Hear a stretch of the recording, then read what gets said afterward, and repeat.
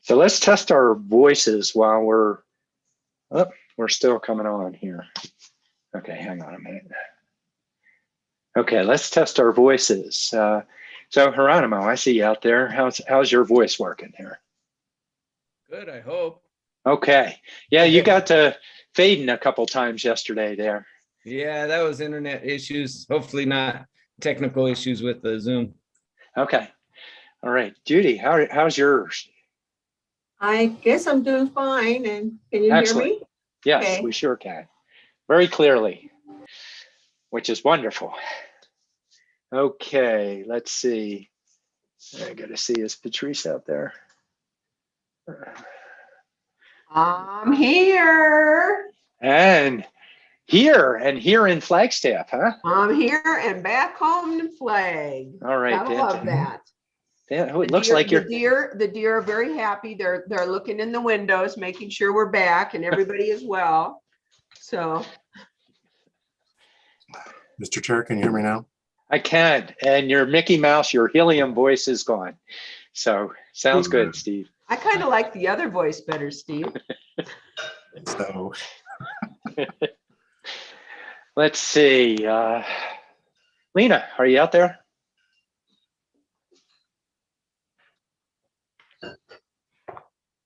Okay. Tell you what I'll do. We're at 8 o'clock. And so we've come in to start off with wrap up. And Steve will start talking about it, but I'll call the meeting to order. And then just for the sake of the supervisor, since it's a public meeting, a chance for you to say hello. So I'll work through it again. So District 1, Supervisor Patrice Horstman. Yes, and hello. Thank God it's Friday. It has been a busy week and learning lots. And I so appreciate the dedication and commitment of our staff and departments, and just going through this budget process. It's just incredible what they have done, what they're doing, how they rose to the occasion during COVID. Very, very impressive. And they make us, the Board of Supervisors, look good, and they certainly do the county proud. So big thank you. And also obviously to Siri and to Steve and to Lucinda and Joanne and John, Colleen, all the others that have worked so hard and diligently getting this whole budget packet together. So really appreciate everybody's hard work, and we're almost halfway through, I guess. So that's good. So thank you all. And we're still standing. All right. Well, you're standing, I'm sitting. There we go. All right, District 2, Geronimo Vasquez. Good morning, everyone. Just wanted to start by saying thank you to the whole team for all your efforts in putting these presentations together. It's been a lot absorbing and listening to it, but overall the presentations have been very clear and to the point, and given us a good map for what's needed and what decisions to make. So I really appreciate that, and just want to thank everybody for their time and their efforts in making this process as easy as it possibly can be. It's a bear, but at least it's a little more palpable because of your efforts. So again, just thank you, and we're halfway there. Thank you. Yeah, isn't it fascinating, all the things we do? It's like, wow, that's probably one of the biggest pieces. Geronimo, just to give you a heads up, we heard just about everything from you, but you did go into fading in and out, just to give you a heads up on that. Next up is District 4 Supervisor Judy Begaye.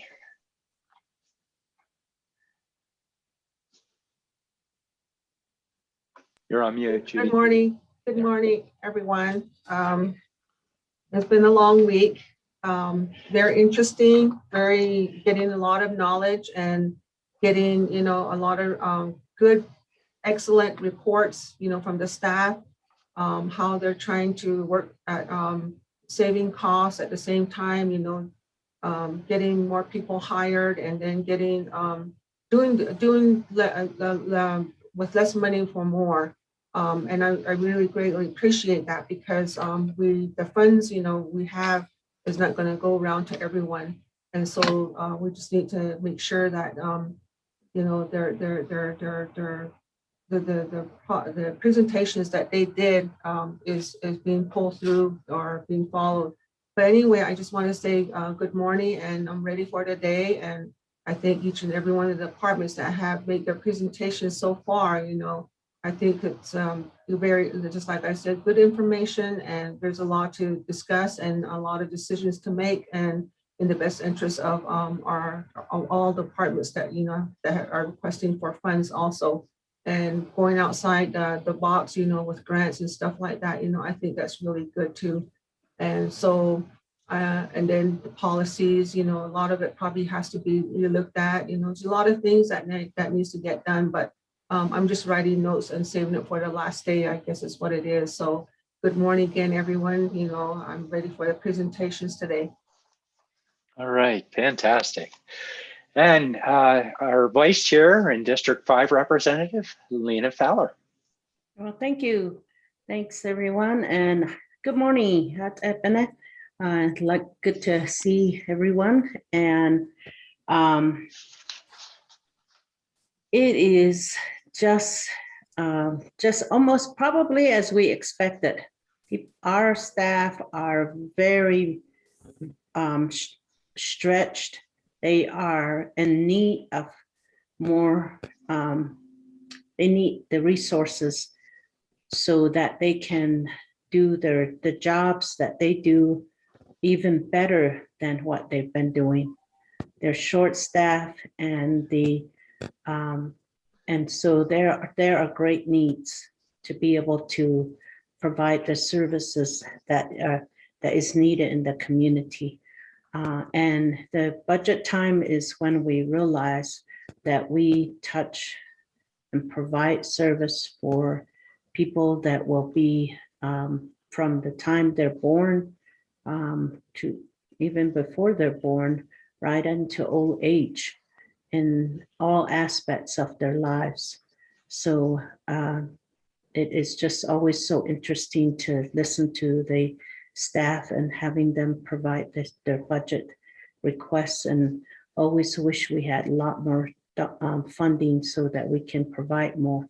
But this is an educational time for us to learn more about what our departments do, and to be able to take that and be able to take it out into the community to let them know all the services that we provide. Because county is sometimes not known. People don't know what a county is and what the county provides. So that's where our role comes in. I want to thank all the staff for presenting and putting such a budget, really good, presentations together and the whole process. Thank you. Thank you, Mr. Chair. All right. Thank you, Vice Chair. All right. Well, let's get right down to business. I'll turn it over to Steve Peru, our County Manager. Morning, everyone. Hope everyone's doing well. Just quickly in terms of the schedule. So we were slated to have Parks and Rec at 9 o'clock, but I've asked Cynthia to be available at 8:45. If, you know, depending on how the conversation for kicking off goes this morning. Then followed after Cynthia with Parks and Recreation. We were scheduled to do a break, and then the constables are scheduled at 10:15, the library districts at 10:45. We're scheduled for lunch, and then the rest of the day was reserved for discussion. But Mr. Chair and members of the board, I would like to propose, if possible, for us to do an early release day. So provide the opportunity for staff to get caught up on all the work that's happening this week that's non-budget related, and to give an opportunity for board members to get to absorb what's all been presented to you this week. And so, Mr. Chair, your call, but if possible, we would like to propose an early release day at noon today. Let me just check in with the board. Are we all okay with that? I'm seeing nodding heads. Yes, we are. So that sounds great, Steve. We aren't the only work they have to do. We're just taking up all their time right now. County Yes. continues even during. Yeah, we're the kids in school. We get an early release day here. Yeah, Yeah. we've got a couple of big meetings next week also, so we're prepping for all those. And so it would be nice to be able to focus in that area. So with that, I'll ask Siri to bring up our follow-up list, please. Let's see. Also want to, let's see, is Joanne Keene on the line? So Joanne is today. So Joe, you know, Eric left us yesterday. We gave Eric a nice send off.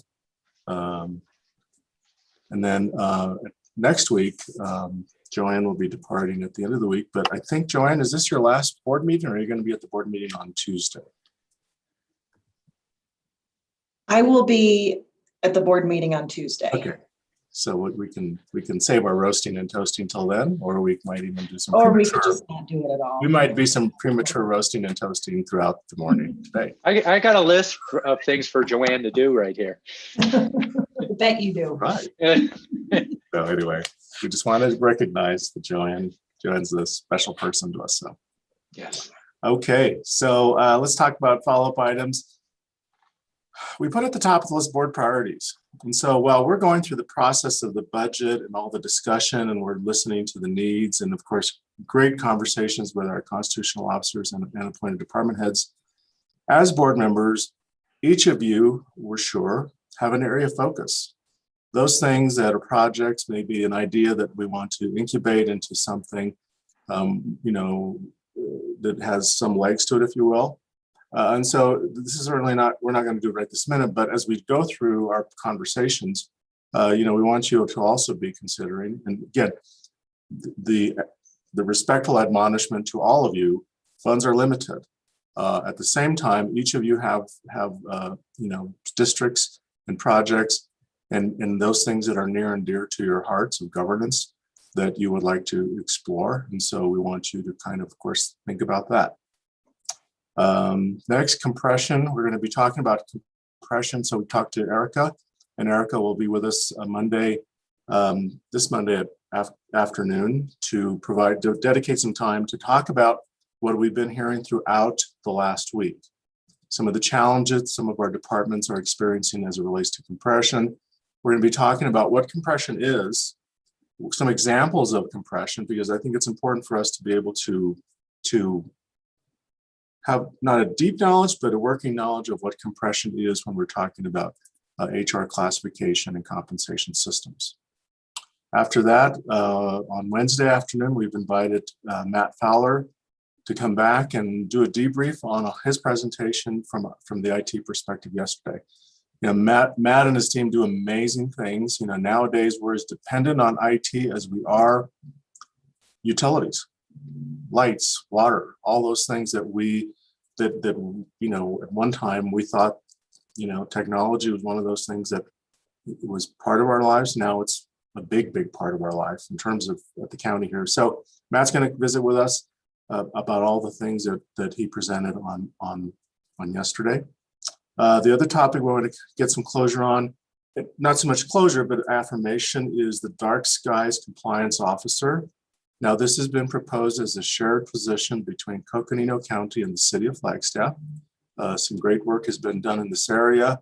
And so we just want to, you know, affirmation that the support for that position continues. The next is the same type of discussion when we talk about the Criminal Justice Coordinating Council. Now, then this is another shared position between Coconino County and the city of Flagstaff. And so again, an affirmation of CJCC supporting it. I think that the bylaws for the council are being worked on. At some point in the near future, those bylaws will come to you all for approval. And so all things CJCC would be the discussion next. And then following secure rural schools, a lot of discussion in the last couple of days, especially yesterday on SRS. I think one of the questions that I teased out of the conversation was with regard to the fine work of the superintendent of schools, how do we delineate what school districts are doing versus the superintendent of schools office? And while all of the work that everyone in education does is invaluable, I think for the board to have additional clarity on what are those roles, that might be something to consider as we follow through on her request to discuss in the future how the SRS is divided between schools, roads, as well as patrol on our forest lands, which is a component of our SRS menu, if you will. After that, of course, we'll be talking, bringing back additional discussion on the reserve policy and fund balance. Again, we provided that, I think, on day one as a consideration. The reasons and the purpose of that was discussed. We provided a little bit of a survey with other organizations in terms of what their policies are. There's a discussion on can we phase in over time. Those are all, of course, discussions that are good to have in terms of direction from the board as it relates to our financial structure here at the county. Next. Longer term discussions, training and certification. This was raised by the recorder, but we also see that in other areas. We talked about possibly looking at the same type of a program where we would acknowledge certifications in a number of disciplines. So, of course, recorder. When you talk about election certification, we could also be looking at that in the fiduciary's office with certifications for licensed fiduciary. I think we may already have that set up in the appraiser's office for appraiser certifications. And so I think, just looking at certifications within our organization as a whole, and how do we support individuals that attain that certification in various areas? Because we certainly, once they attain the certification, we want to keep individuals here. And so how do we incentivize that type of a career path is really important. I think along with that, we also heard some conversation about career ladders. And this is going to be a broader conversation when we look at the county's classification, all the different grades that we have. Of course, a grade then equates to a salary range. We want to look at that overall structure of that. And while we certainly are not going to have closure, this week, but I think that will be a good project for the county to embark on in the months ahead. Next, ARP and FTEs. So for those that let's get out of the alphabet soup land. So ARP, American Rescue Plan. Of course, those are the federal funds that will be coming to the county as a result of federal action earlier this year, and full-time equivalents. A big theme of this week's budget conversations have been centered around FTEs, how we have grown FTEs over time. I was chatting with Siri last night, and we were looking at some of the statistics. When we look at our full-time equivalents, the number of FTEs that are actually covered by grants and other special revenue sources. So when you look at the general fund FTEs, in some years, it may have been half. And so when you look at fees and other special revenue sources that do support a good number of our positions here at the county, in a lot of ways, it's good to have additional revenue. But when we look at fees like in the justice system and the direction of fees that may be diminishing at some point, then of course that would cause the general fund to be filling the gap more and more over time. And so when we look at ARP, of course, given the statutory language of ARP, there needs to be a nexus, if you will, between the act and the proposals that are happening at the local level. And so when we look at the bubble within criminal justice of the cases that have been awaiting as a result of COVID, certainly those positions would be in alignment with ARP funding. And so kind of tying those two together will be the discussion there. I've already spoken on the court fee strategy, and then the next bullet, facility self-performance. I look at it in terms of what are we going to do in-house, what are we going to be contracting out. In this past year, we talked about it during Sue Brown's presentation. The county chose to do some in-house work.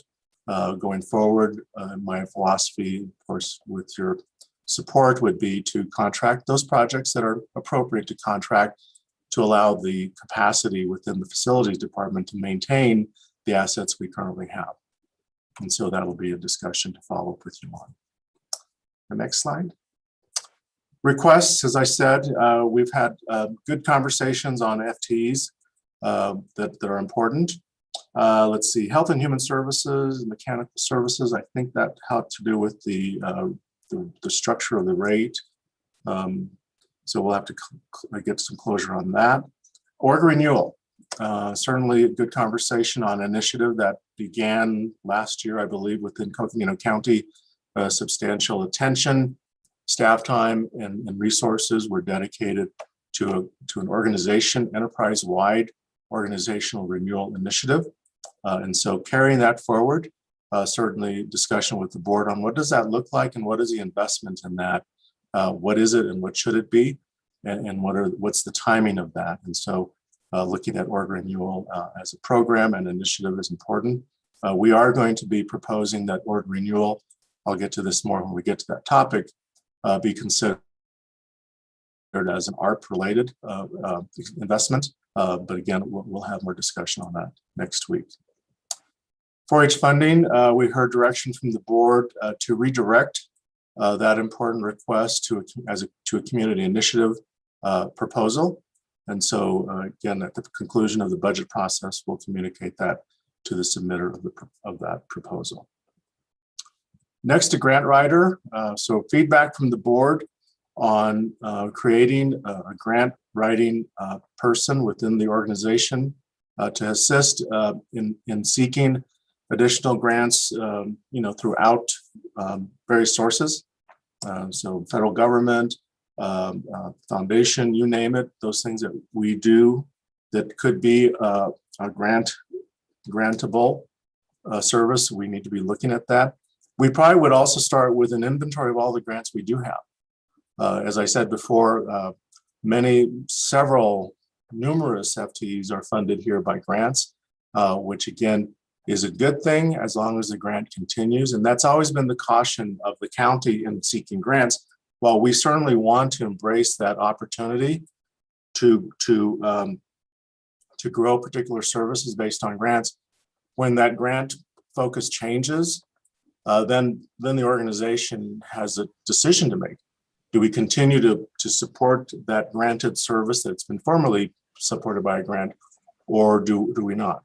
And that's a decision we always need to make with every grant. But again, grant writing is going to be really important. I had a conversation yesterday with Bob Holmes and Anna Ma from Nexus Consulting, our federal advocacy group, to talk about the work the information we provided to you through the ARP presentation. And that first slide, you'll recall, we had a lot of boxes with a lot of federal programs that had numerous programs listed in each box. And what I asked Bob and Anna to do is keep us informed on the grant opportunities within each of those boxes. We need to know when things come open in terms of a grant opportunity has been opened. Certainly, if it's an entitlement, the county will be automatically notified of that. But we would like them to be kind of our grant radar, if you will, at the federal level, and to keep us informed about that. So in addition to them, of course, letting us know when the funding is in play, I've asked them to continue to also to add to what they're doing for us now, to add a component of that grant radar seeking work that they do well, because they're so connected to the system at that level. Next, we want to confirm board travel. We do have funding within the public affairs group for board travel that's related to some of the government affairs work you do. So NACO, WIR, those types of advocacy efforts will eventually, not so much this year, but as things begin to open up, will require some travel on the part of board to attend those conversations at the national level. Comments or questions before I'll take a pause to see if there's any comments that I can respond to, Mr. Chair. Yeah, I have a couple, but let me check in with the board real quick here. Questions or comments? And I'm not seeing full screen, so nope, not seeing any just yet. I guess I have a question. Oh, go ahead, Judy. Under staff, let's see, work renewal, Mhm. is that project like realigning or taking a look at all the positions to see how they do the organizational structures? Is that part of that organization renewal efforts? Well, it may be indirectly, and let me just describe. So organizational renewal, the way we've entitled it is investing in our people and our culture translates to greater impact. There are 4 pillars in organizational renewal. One is honoring our people. The next is collaborative thinking, followed by intentional and transformational leadership. And then the final pillar is nurturing a learning organization. So when we look at these broad pillars and the bullets underneath of those, let me give you an example of when we're talking about onboarding, performance management, we're talking about customer service, leadership at every level, innovation. And so when we look at these subcategories or sub bullets out of the categories, there certainly are opportunities to look at how work is structured within our current system, and then those areas where we might be rethinking a position based on the organizational renewal discussions on how we might be being more effective and more impactful. And so I think Supervisor Begaye, indirectly, we're looking at org renewal certainly to have an impact in that area in terms of how we do business. Okay, I think it's important that we know, if those positions are, and then in line with that, those job descriptions have to be in line with that too. So that way the evaluation comes to play again also with that. And we're talking about all those things that come up like within the HR department. So that was the only thing that that we need, and that would really help us too with job duties and responsibilities within each department, for each employee, how they fit in with one another. For this week, we've been talking about more positions and what are they, where are the needs and who's doing part of it, who's not doing it, and who was supposed to be responsible for it. If it's not in the job description, then we need to take a good look at all of those too. So, well, I'm glad that you're looking at that. Thank you. Thank you. Did I see somebody flagging for? Okay, just my follow-up would be first on the broader piece of what you're presenting, Steve. This is good, as all of us can see. Working together with Steve and with budget, we start to focus on. You can see a lot of what was discussed fall into some of these categories, although some are specific. So bringing our conversations back and where they are. So as you think about it over the weekend, there might be 1 or 2 that you were thinking of, but this is very helpful in seeing it. A piece that I'm sure you're all thinking about, but if you're not thinking about, is some of these discussions. If we're bringing personnel in, it's reoccurring. It impacts the long-term plan, as does compensation. And so, it goes back to our discussions we already had a little bit of, but it's got to be absorbed somewhere. We just don't have money for everybody for everything on it. Similar idea of positions that are created by grants. We've had a general policy, live by the grant, die by the grant. There have been department's done a great job, but they don't build in the sustainable element associated with it. And it doesn't necessarily mean the general fund can come in and support it. We need to live. I couldn't hear what you said. Oh my goodness. Siri went off. Yeah. She's everywhere. Just think, you should be collecting fees there, Siri. Anyway, so just some of those thoughts that go along with these conversations as we make these decisions, that we get a chance. We'll continue to repeat and revisit and modify, if our policies aren't working associated with those. We definitely, I'm always thinking of you, Judy, when I'm saying policy. That's the first thing you go to often is policy. If we need to modify them, we need to modify them. But Policies and compliance. Yeah. And I'm seeing, I can't wait until we get our retreat. We're going through this. This is setting up really well. We're not going to solve all things during budget here. We have time before we do our initial budget, to give Steve and staff more time to vet some of these. And as we discuss the ARP, that's even a longer term discussion, but setting out the budget so we can report for the sake of compliance appropriately, very important with that. And I think I probably said enough. I'll give it back to you, Steve. Thank you, Mr. Chair. And Siri, did we conclude our slide follow-ups? Yes, we did conclude the slides. Okay. So those were the topics of discussion that we'll be following up with you, in the next week on. And so, Mr. Chair, I think at this point in time, we're Cynthia will join us at 8:45. But so if there's any discussion the board would like to have on other topics or related topics at this time, we certainly will be here for that. All right, let's open it up. I mean, you had a chance to look at the list, but there are other things that you may have been seeing, looking at your notes through the week that you have questions of. Chair Ryan? Yeah, go ahead, please, Judy. Okay. One of the other areas that I'm really looking at and seeing is, as I'm reading through the booklet, is how can our departments expand services in rural communities? That's what I would like to see. I know that some here and there, but how are we going to work together with rural communities all over the Coconino County, within the county, whether it be north, south, east, or west? How can we expand services or extend services?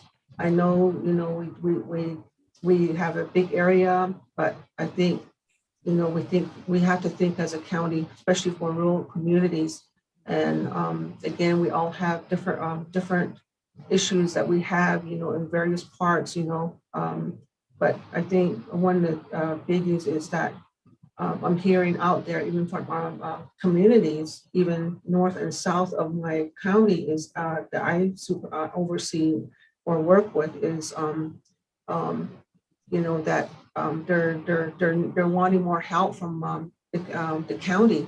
And in what way? And I always say it doesn't even have to be in dollars. You just share pamphlets, or if you just shared, whatever with them, anything, prevention materials like in HSS, or maybe doing presentations out there, wherever the requests are coming in from. Like I said, with cancer, why are we not doing prevention? For diabetes, why are we not doing prevention? Those type of things. And that's just an example, that I'm looking at. But I think we're talking about who we represent, and we're representing everyone in the county, that lives in Coconino County. So that's one area that I really would like to see something happening as a board member. And I'm thinking that people, other board supervisors that have rural areas, I'm pretty sure they feel the same way too. And so it's no longer Navajo, Hopis, or Asians, or Latinos, or whatever. I always say we're all five-fingered. We have two eyes, a nose, a mouth, and we can that I always look at that. I don't look at the color of anybody's skin, because we're all here, we're together, we need to get along, we need to work together, we need to plan together, we need to support one another, and things like that. So that's what I wanted to see. Other than that, I have other information on here, and those are already, grants is a biggie. I think, the grant portion of it, we really need to identify which grants we have, and are we in compliance with them? Are we up to date on reporting? and things like that, and the reports were being submitted on time. Those are things that, because once they grant you, and you're not following that, they're not going to fund you anymore, you know. So anyway, grant opportunities, there's a lot of grants out there. There's some nonprofit organization, nonprofit status that one department had mentioned. You know, what are some of those opportunities? You know, if you're nonprofit, you know, you can get funding for various things that you know. So that's what I'm thinking in those lines. And and then, yeah, we have a big, next week is going to be a biggie, and all the other stuff that I wrote down has been mentioned by Steve. So somebody's taking good notes. So, and then community initiatives, I think we're in agreement that I get 75% of that, and you guys all can split up 25%. Okay, that's it. Thank you. That's District 4 working in quarters, I hear. There you go. Okay, Patrice, go ahead. Yeah, thanks. And again, appreciate everything that has gone into this whole budget process. I agree in terms of we need to take a look at the whole county and not just specific sections of the county. We do need to take a look at the whole county. And that's one of the reasons in terms of SRS funding, I'm not willing to cut out roads, especially for rural communities. It's such an important part of the needs out in our rural areas. And then IT, you know, finance said they touched everyone, and they do touch everyone, but IT absolutely touches everyone. And I really, and I think we have such a great opportunity right now with the ARP funding, this one-time funding, once in a lifetime funding, to really take a look and bring the county into the 21st century and hopefully even beyond. Because I do think ultimately it's going to be a time saver. It's going to be efficient, effective. It's going to increase community service and increase, quite frankly, access to the county in our rural areas. And so I'm really looking at IT and taking a look at a contribution in terms of our budget, but also in terms of ARP. And then we got to deal with compression, and we got to deal with compensation and how that affects FTEs. Steve, you've got a huge job on your hands. It's huge. And I'm really looking forward to your direction and your input on that. The one thing I think we should add in terms of just wrap up and discussions is capital projects. That's the only thing I saw. Otherwise, I thought your list was very good and pretty comprehensive. So thank you. Perfect. Thank you. All right, others. Sure, I'll go. Again, just reiterate everything everybody else said is, you know, we have some hard choices, and we do need to look at some of the issues that we can, where we can get the most bang for our buck with the ARP money. You know, theme that keeps coming up is compression, and how do we deal with that? How do we make it so it's fair, you know, across the board, but also supporting, like Supervisor Horstman said, how do we invest this money to really set ourselves up for the 21st century moving forward? Because things are changing, there are new needs, there's new infrastructure needs, and you know, we don't want to be investing in things that'll keep us in the 20th century. We want to be moving forward because it's going to catch up to us. And this is one-time money, so it's a, you know, it's a once in a lifetime shot to really make a strong impact in our county and make sure that we're servicing all portions of our county, not just certain areas, not just the urban areas, not just, you know, but all regions of our county. And so I'm really encouraged. What do I see?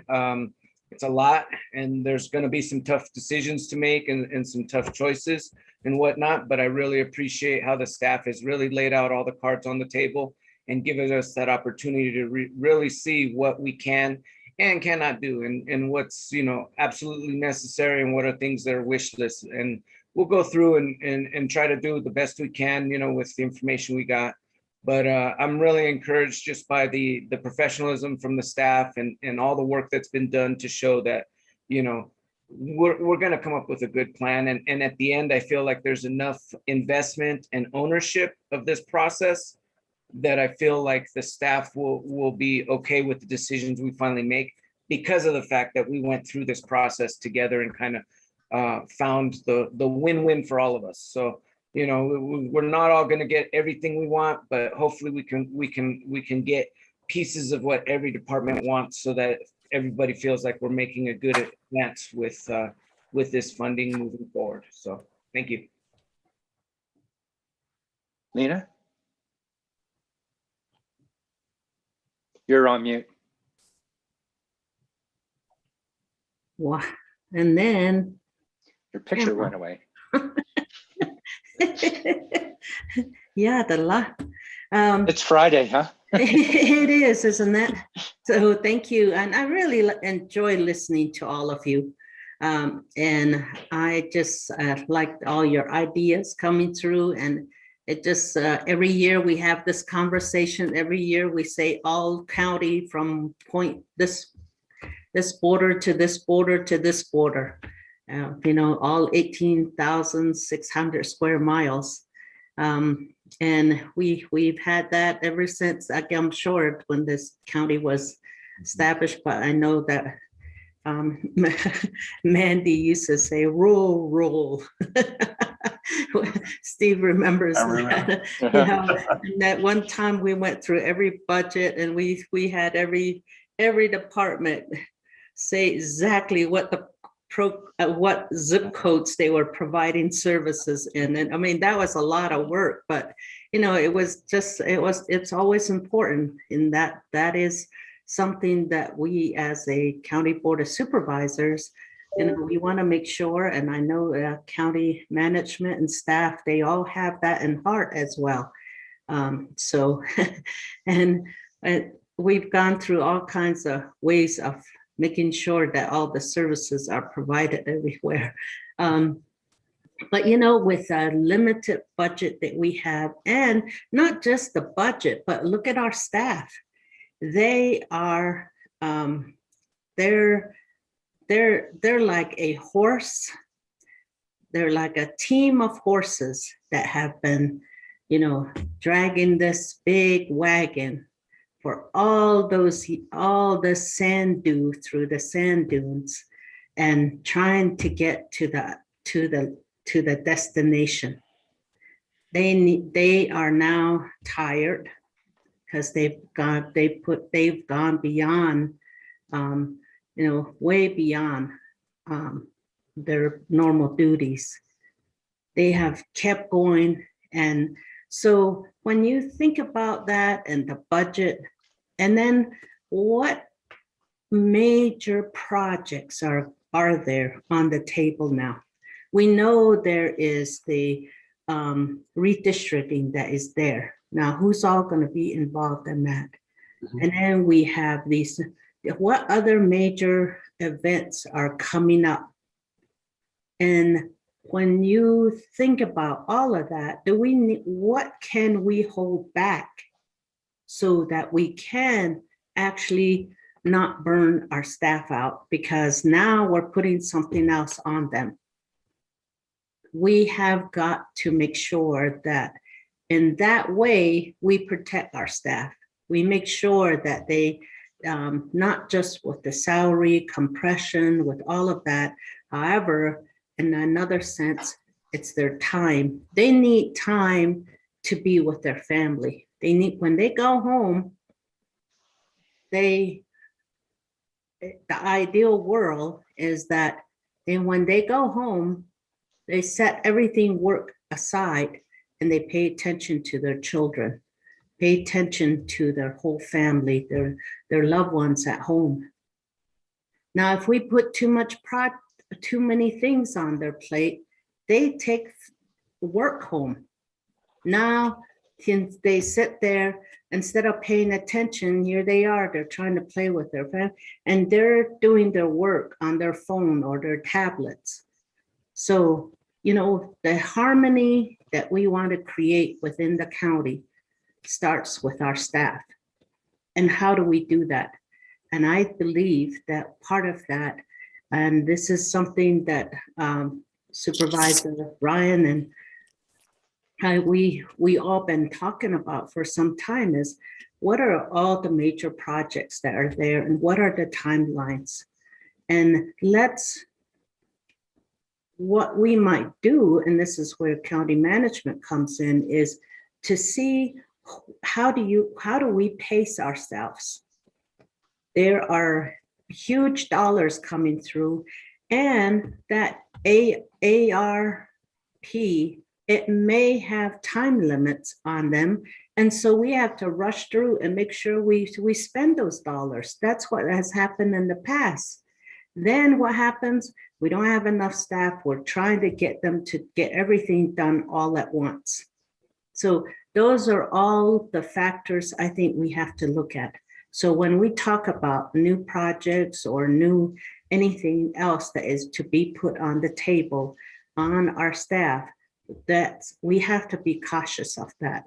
So what in those major projects can we maybe hold back, or how do we, and that is not, that's gonna, and then we have Steve's been here, county manager's been here before, but how many days have you been on the job? You need time to really look at our organization to see where we're at, where are we, and how do we give you that time? But we want to make sure that you have the budget that you need, because you have got to, that's where we have to protect you. And we can't expect you to just keep running. You need time off also. So that's where I think there's a balancing act between personal care, family care, and then there's work. We're not machines, and that's where we have to be careful. How many projects do we have? And what are the timelines on those projects? Thank you. Very well said. Actually, from everybody, I know we need to get on just a couple comments that I have would be, these are great. These are perfect conversations. We're looking at everything. We're looking at the broader world, you know, and as we had noted all along, as we make our decisions, we can't give everybody everything, but there are different pieces that there are implications. We were talking about the social determinants, you know, whether we're talking about the courts or we're talking about community development or we're talking about health and human services. You know, as we make our decisions, we need to be thinking about the cause and effect and how we attempt to deliver the services. We can't be all things for everybody, but how can we do the best that we can? One thing that I've really enjoyed about this is it's sort of like taking a bite out of the apple, one bite at a time. This has been a great one for all of us to where are we as a board? We still need to come together in a retreat as well. Getting all these pieces, you get to see, and we're with that, or we're reminded, or we discover again, you know, discover anew. It's amazing what each one of our departments does, and we have high performing people here, and they are working really hard under extraordinary circumstances with COVID, let alone the world's changing under us right now. So there are levels of stress. So how do we reward? And then where's the balance? We don't want people well beyond their capacity. So is it additional support there? Or we have a cost of living, we have a lot of poverty associated with the community. We have employees that they need to get paid for the sake of their families. How do we compensate and help them take care of their own? So all of this comes together into, it's fitting really well for what we're doing. We're taking one bite of the apple, and we're going to have hard decisions. I'll go ahead and just pause for Steve, but we're going to have to hop on pretty quick to this next one. Steve? Thank you, Mr. Chairman, members of the board. Let me start. The budget is a statement of values. You know, again, a budget is a statement of values. It shows where resources have been directed. It shows how the resources reflect the values of the organization. It reflects the mandates of the organization. It reflects the constitutional duties of the organization. It reflects many things. And so I will be honest that, it's been a trying week. We've had some great conversations, but I will tell you in the last 10 minutes, I've gotten actually very pumped up by your words. And I think that for us, I love this organization. I love everyone that works here. I always have, never did stop loving it. And so for us to look at, we have a lot of big things happening, but I'm really excited. I think that, we have a great staff, we have great elected officials, it's all good. Sometimes though, when we talk about money, that tends to kind of create a different dynamic. We don't want to have a financial relationship with our stakeholders. I can have a financial relationship with an ATM. We want to have a deep relationship. And so our conversations, when we ask questions, when we have disagreements, they all help deepen that relationship. Again, I don't want our budget to be a financial document. I don't want, speaking as your manager, I don't want us to have a financial relationship with our stakeholders.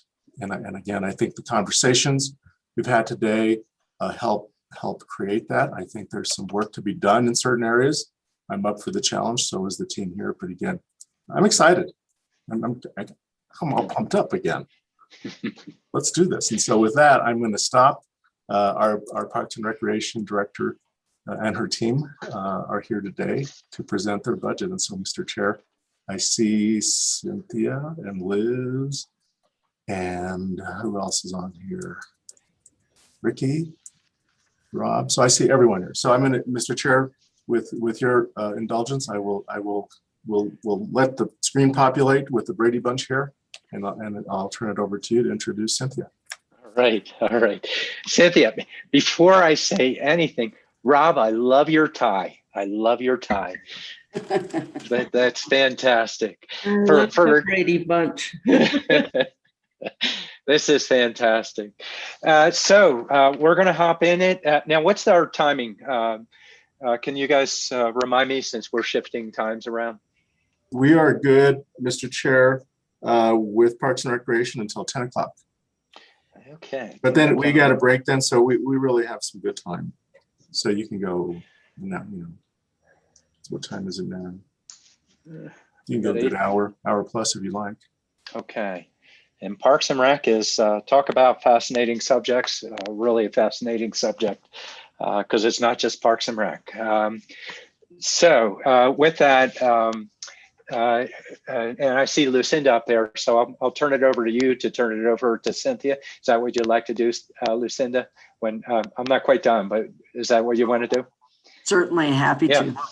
Okay, and just a note, Cynthia, I'm sure I've seen you up there checking in now and again, but we're going to work through the overview, the different points associated with that, your funding requests and prioritization, if I can say it, and then we'll bring it back to the board for additional questions and discussion.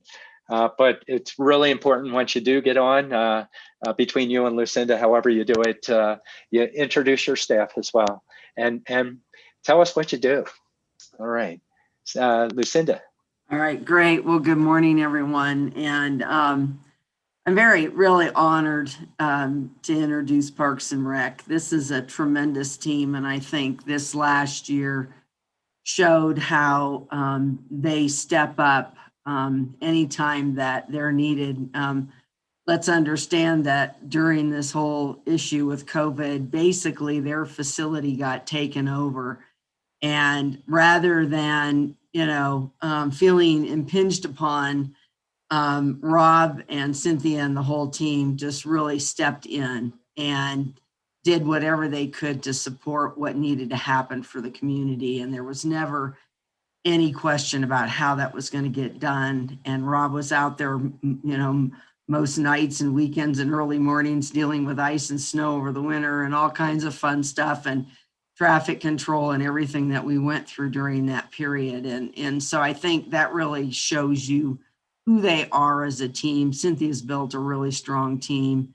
They're committed to each other. They're committed to public service. And they've just got a great book of business. And I think coming into ARP as well as other opportunities, the Great American Outdoors Act and other opportunities that we as a county have, and with the completion of the Parks and Rec Master Plan, which they did a fabulous job getting input from really throughout the county, tribal input throughout every community. We're very well positioned to really look at this area of our business and where do we take it to the next level. So I'm really excited about this. I think this is one of the areas that really presents itself. And I think the health and well-being has become so clear to people how important that is now based on the last year or so. Really, again, want to really thank this team. So thank you, and go ahead, Cynthia. All right, well, thank you, Lucinda, Chair Ryan, members of the board. Lucinda, thank you for those kind words. And the very true statements that you just made about this fabulous staff. I mean, they are tremendously talented and dedicated. So thank you for recognizing that. So just delighted to be here today, and with us from Parks and Recreation, we have our business. I'll start with our business manager because she's the one who led this process, and that's Gretchen Polson. She's our administrative manager. Gretchen, you can wave there. I guess they can see your name. And then Rob Morrison, who is our operations and maintenance manager, but is also in the role of interim assistant director. We had a program where several of our staff participated in that, and Rob is in that role right now. We also have Ricky Conway, who is our recreation manager. He's joining us today as well, and also Liz Krug. She's our outreach coordinator, also participated in putting this budget together, and another tremendous asset to our team. So with that, I'm going to go ahead and jump into our FY22 budget presentation. And I always feel it's important to stop, and Lucinda did a great job of kind of highlighting the importance of Parks and Recreation, just an overview, but I'd like to just take a quick moment to really talk about Parks and Recreation as an industry and what it is, the essential services that we provide, not only as an industry, but here in Coconino County as well. So there are 4 pillars that I always like to talk about. And the first one is the economic benefit of a robust Parks and Recreation system. If you think about homes that are near parks, for example, higher home values. We also contribute to tourism. If you think about ecotourism, entertainment that people might travel to be here for. Business attraction, businesses like communities that have a robust Parks and Recreation system. And we also provide spaces for nonprofits and for-profits to conduct their own fundraising operations. And some of their businesses, well, we have businesses that are food vendors. We have businesses that their business is event production, for example, entertainers. So we provide venues for those types of businesses. And also we lower environmental, social, and healthcare costs. And we'll touch a little bit more on what that all means. Also environmental benefits. There are tremendous benefits to all the green spaces that a park system provides, okay? Anywhere from a landscaped area to a open space to a grassy lawn. All of those green spaces help promote clean air. They reduce pollution. Those same spaces are permeable surfaces that help fill the underground water supplies. They also slow down water, and so they act as storm management. These same spaces preserve wildlife habitat and promote biodiversity. And we also protect sensitive ecosystems. And that's something that we've done very well here in Coconino County when we think about our Pump House Wash natural area and the Rogers Lake natural area. And when we look at the social sphere, there's tremendous value that we bring as an industry and as a department relative to a social benefit. When we think about the gathering spaces that we take care of and manage and offer the public at a very affordable rate, not only for their families to get together, but social groups to get together, we create these spaces and opportunities for human connections. Also, a robust park system is characterized as a livable community. That also promotes social equity. People can access a trail, they can access a park, right? We provide affordable programming. And there's also a very strong link between recreation programming and the reduction of crime and juvenile delinquency. And then, you know, there's great pride when you have community pride, when you have a robust parks and recreation system in your community. We also touch the health sphere, and this is something that I think is tremendously important. I think they're all very important, but this one I think is one that I think we can all wrap our minds around. And the health benefits that our programs, that our trails, that our parks, that our playgrounds provide, in reducing healthcare costs by reducing stress, anxiety, depression.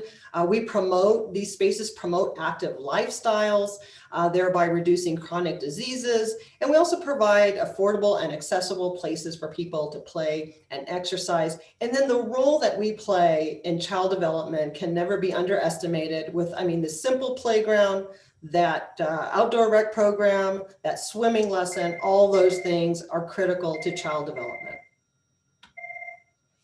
So with that framework, I want to now turn to our department specifically, and then an overview and some of the trends that we have been seeing over the past year or so. And one of them is the high use and demand for Fort Todd Hill County Park. And this continues to increase, and we're still seeing an incommensurate amount of investment and resources being put into this park in order to support it, to maintain it, to police it. And to just dive into a few details is the restrooms, for example. We're finally going to build one of our first hard structure flushing toilet. We've been operating off of porta-johns. Parking lots need to be repaired. We are already keeping our eye on the roads that are beginning to fail and need maintaining. We still even have dirt roads within the park. Trash control continues to be a problem. We're diverting staff that is of the supervisor and sometimes even manager level, and even all of us get out there sometimes and pick up trash. So that is that with the high demand, there's that issue that we're constantly working towards. Traffic control and circulation, especially during times when the park is being inundated with park users. We think about snow play, we think about some of the events. And so that is something that we constantly need to keep our mind on. So weekend supervision is something we need to work towards. We don't have the staff, the bandwidth to really bring in supervisory level employees over the weekends, especially during those peak times. And then also there's tremendous opportunity, we feel, at Fort Todd Hill especially, to improve the aesthetics of this regional and beloved park. Honing in on Fort Todd Hill again, we are getting more and more requests for use of this park for not only recreational, but also these non-recreational community needs. Some of our partners are asking for expansions of their operations. We're also, we've also have an agreement with NAPTA. They use Fort Todd Hill as a CDL training site, and therefore now the community college has visited with us. ADOT has reached out to us. They also want to use Fort Todd Hill as a training site. We recently met with Coconino Community College, and they're looking for space all summer long, 5 days a week. And utilize, they would work around events and that sort of thing as well. That was not a thing, but just to kind of show you that the demand for Fort Todd Hill. City wells, we've talked about that, you know about that. We have contractors that come to our staff wanting to use areas of the park as a laydown yard. We are already we have spoil storage here. And then also we have event producers that want to expand into non-traditional event space that is undeveloped out in the woods and that sort of thing. So those are things that we're seeing. And then there's lots of special interest groups and and small businesses that are seeking opportunities at Fort Todd Hill. And then we're also the go-to regional snow play destination. And, you know, at being this now year-round destination, or, you know, it used to be that, you know, Fort Todd Hill was a sleepy park in the wintertime. That is no longer. We are definitely a year-round park, which is wonderful. It was something that we always wanted to be.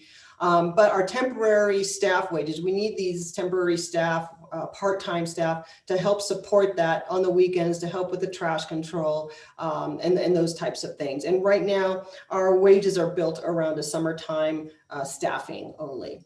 While we were going into this year anticipating we might see a reduction in county fair attendance and revenue, we're still planning that just to be on the cautious side. But what we're learning truly from some of the early spring fairs is that their numbers are up by 25%. So we'll put a parentheses around that trend. And then, you know, we are seeing a tremendous increase in car counts and trail counts. And we did provide that, I think, in a packet, a side packet for you, so you could see what those numbers, how those numbers are trending. There are several highlights, and this is just a smidge, but this is really, I mean, I always feel we have got so much to show for each and every year, but this year, some of the things that we were most proud of is our, you know, as Lucinda touched on, I mean, we were there to support, we were part of the One County response in every way. We supported elections this year. We supported the courts with space. In terms of COVID-19, our staff went and they supported other positions outside of their regular Parks and Rec responsibilities. We fabricated specialized equipment, and of course we made our facilities available in whatever way we needed and could to make that happen. We also realized about $250,000 in salary savings. At least that's according to our numbers. That's what we committed to, and by holding certain positions. And then diverted almost $1 million in public-private partner funds that we had been building up to be able to do something substantive in terms of a capital project. And then also $140,000 in water conservation monies. All of these went to help the county achieve its financial targets due to what we were anticipating to be shortfalls as a result of COVID. We logged record numbers of trail users, which was fantastic. We also restored and expanded the soldiers and bridge trails. They look fabulous. And we also improved electrical and public announcement systems at our stables. Another thing that we had been on the docket for years was this occupancy issue with Luke Air Force Base next to us. And so working with the Air Force, we were able to resolve at least the boundary issues that we had, where we were utilizing some of their space, they were utilizing some of ours. And so we were able to resolve that this year. And then we worked with the community of parks to assess their community interest in improving some park amenities, park-like amenities on school grounds. And then we also were successful in receiving a grant from the Navy that will allow us now almost in perpetuity, hopefully that's the intent, in perpetuity, to manage the 80 acres of Miller property. And last but not least is the multi-award-winning virtual county fair. That was also a major highlight. And if time permits, later on in this presentation, we do have a delightful video that was put together by Rob Morrison that just really highlights the tremendous talent of our operations and maintenance team, the type of projects that they do, and also in so doing, they save the county money from having to actually bring in contractors. So if there's time and interest, we can get into that. But let us now look into the next 2 to 5 years and what it is our department's vision. And it's really boils down to 3 major categories. One of them being park repairs, replacement, and improvements, that deferred maintenance, the implementation of our 2019 master plan, and then also planning for future development around Fort Todd Hill, but also elsewhere around the county. We, as a county Parks and Recreation Department, department, we need to be thinking outside of just, the areas that we already have parks, but what is coming ahead? And so when we hone in on the park repair replacement, what we're talking about really is a sustainable financial model to take care of these types of repairs, this capital, a modernization of Fort Tot-Hill and other parks. And we talk a lot about Fort Tot-Hill because, it's a park it's our oldest park and there's a lot of deferred maintenance, but, let it not slip you that, we have other parks that also are on our repair and replacement schedule. We need to address, the Fort Tot-Hill, the amount of use it's getting, and how do we figure out a commensurate investment program into this park? And that could be exploring new funding sources. Is it dedicated capital? Is it pay-to-play models? Or are there other mechanisms? We need to begin to put our mind around that. When we look into our fulfilling the recommendations of our 2019 master plan, we have our focus in serving our rural communities in the county. One of our goals is to be a county focused department. We want to act as a resource, as a facilitator, a technical expert for those outlying rural communities that may not have those resources. We want to be that resource for them. And we want to also explore funding sources to aid those rural communities in realizing their recreational needs, goals, and priorities.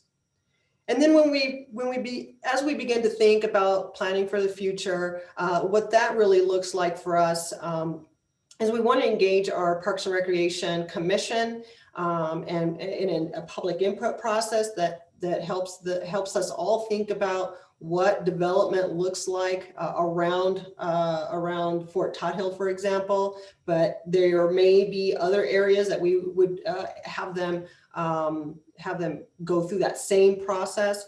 We also want to update the Fort Tot-Hill, the 2013 master plan, given development north of this park. And with that, then we'll be able to plan and implement recommendations. We want to be able to be proactive, not reactive. This year, we submitted 5 service improvement requests, and here they are in priority order. The first priority is to address the minimum wage increase to $15 an hour, and then in 2022 goes to $15.50. And all those temporary seasonal staff that I've spoke about a couple of slides back, they are paid minimum wage. And so this SIR addresses that. That is a general fund request. Another general fund request, our second priority, is to bring our Louise Yellowman. We have 3 staff, part-time staff in Louise Yellowman that maintain the Louise Yellowman County Park in Tuba City. And these 3 staff are part-time and they're not benefited. And a couple of them at least have been there nearly 10 years. I've never seen a dime of benefits, and it would benefit the park as well to bring them up to minimum full-time status, which I think is like 30 or 32 hours. It would give them benefits, and it would allow us to have a greater presence at that park. Right now they're working 20 hours a week each. There's 3 of them. And we do have a standard for that park where we have a 2-person minimum per shift. We have 2 people working there at the same time. Also for our third priority SIR, also a general fund request was to address winter operations, meaning, additional staffing, portos outside of, in other areas of the park, additional restrooms, portalets, dumpsters, those kinds of things. And then also reacting to onboarding of this new restroom where we know we're going to have higher utility and janitorial costs. Our fourth priority is to repair the parking lots here at Fort Tot-Hill. And while we're doing that, we would install sewer from the new line, which will be activated here within the next few months, to the campground. That will trigger a $400,000 investment by our campground operator in improvements to that campground. So we feel that is a really, and while we're digging up the parking lot, we would install this sewer. This is a non-general fund request. This would come from leftover capital monies from the wastewater project. But it is also dependent in order to reach that $1.1 million project cost. It is dependent on the restoration of the public-private funds. This also, understand that this is not a full-on asphalt, asphalted new parking lots. This is a kind of it's a cheaper way of doing it, but it will require a $20,000 investment to chip seal and seal these parking lots every other year so that we can protect that parking lot investment. Let's see. And then our fifth priority, also a non-general fund request, is to address a water leak that was determined to be a high priority by a water advisory committee that we have, that we've been working with. And this is just an $18,000 request. And we would be using what we call the green fund. And these are funds that are specifically to address these types of sustainability types of projects. And then there are several carryovers that we will be rolling into FY22. When we hone into our annual plan for FY22, there's several things that we're going to be working on. And of course, we continue every year or for the next many years, we'll be focusing on implementing the master plan. This is not a master plan that's going to sit on a shelf like some of them do. In this case, for this year, our goals are to form regional community coalitions so that we can continue that conversation that we started with them when we were out there seeking their input and when we're surveying them. We want to create these regional community coalitions to continue to understand the recreational needs. We want to formulate a plan to address the low scoring park amenities. One of the aspects of the master plan, they assessed all of our parks, and those that did not rank high, mostly because of age or deterioration, we want to figure out a plan to work on improving those. And then we've also been, the community of Forest Lakes has reached out to us, much like the community of Parks did. And so we want to begin working with them and seeing how it is that we can help them. And something that we were prepared to do last year, but we didn't because of, COVID. We want to implement a traveling recreation program, but that would also involve community services where we take services out to rural communities. We want to try that out. We think that could be successful, and not just parks and recreation. Let's make it bigger. Let's let's see what community services we could take out to our rural communities. We also want to prepare and present a funding question to the board this fall. We want to assess that capacity of Fort Todd County Park, and it could look like, and we would like to develop some guiding principles that will help us think through future partners. I think we've always, our pattern has been, okay, let's do this. Okay, let's figure this out. For the most part, there have been some exceptions for sure, but let's have some guiding principles that will help us make those decisions much better. Events that come in or want to expand, and community needs that come our way. So that's something we want to work towards. We also want to plan for a Fort Todd Hill Master Plan update. And we want to complete these projects, the restroom, the parking lots, the sewer line to the campground. We also have pond improvements on the docket for Sawmill County Park. And we want to continue this conversation of how we engage the community and deal with the law enforcement challenges that we have at Louisiana County Park. When it comes to our legislative landscape, it's slightly different than other departments, and perhaps. We want to, any agency out there, any other county, whether it's, and we're happy to initiate this conversation too, if it were desired.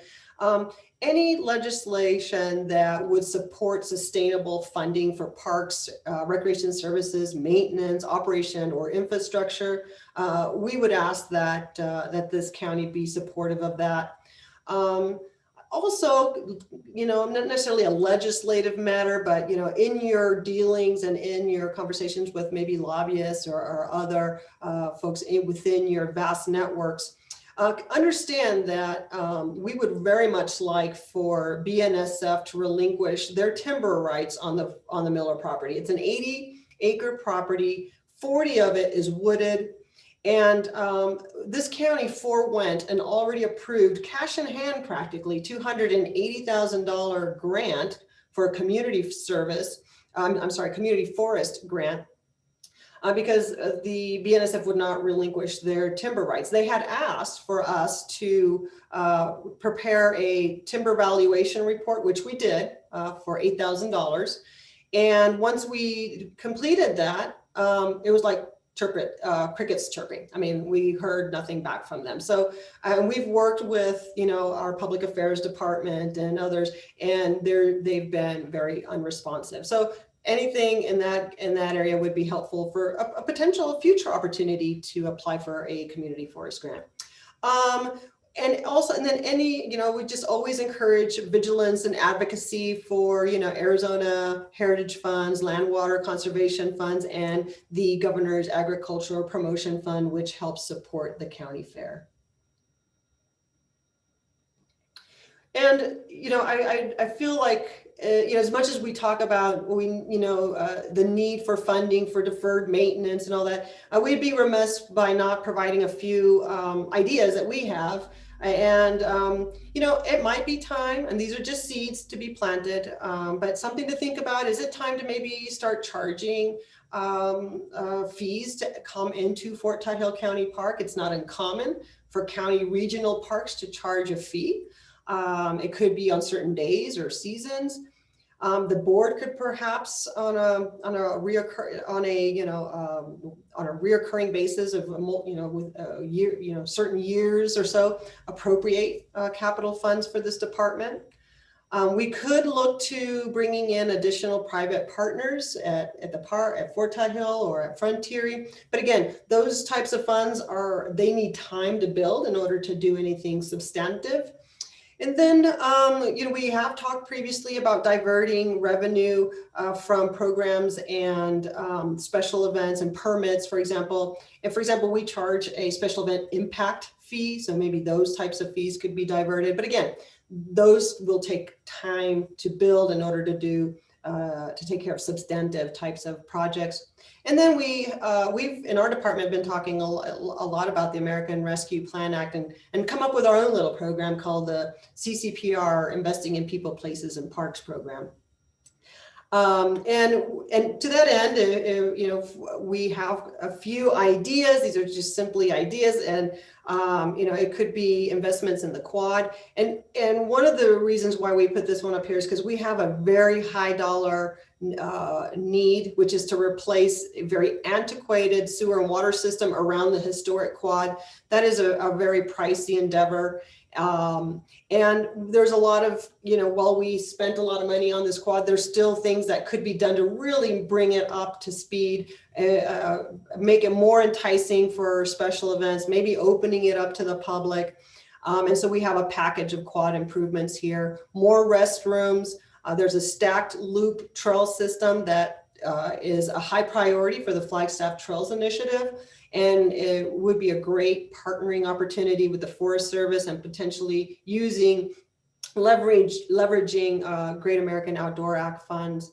And then, one just kind of a random thought or idea was to maybe put some money aside to help implement some of the master plan projects in our rural areas. I mean, we've had great success with the county parks and open space, for example, working with the Navajo Nation and with interpretive sites and putting in some infrastructure, some ramadas and stuff at Grand Falls and the Little Colorado Gorge. So this was just another idea. And then, we are never short. We're very creative people, and we're never short of ideas and needs.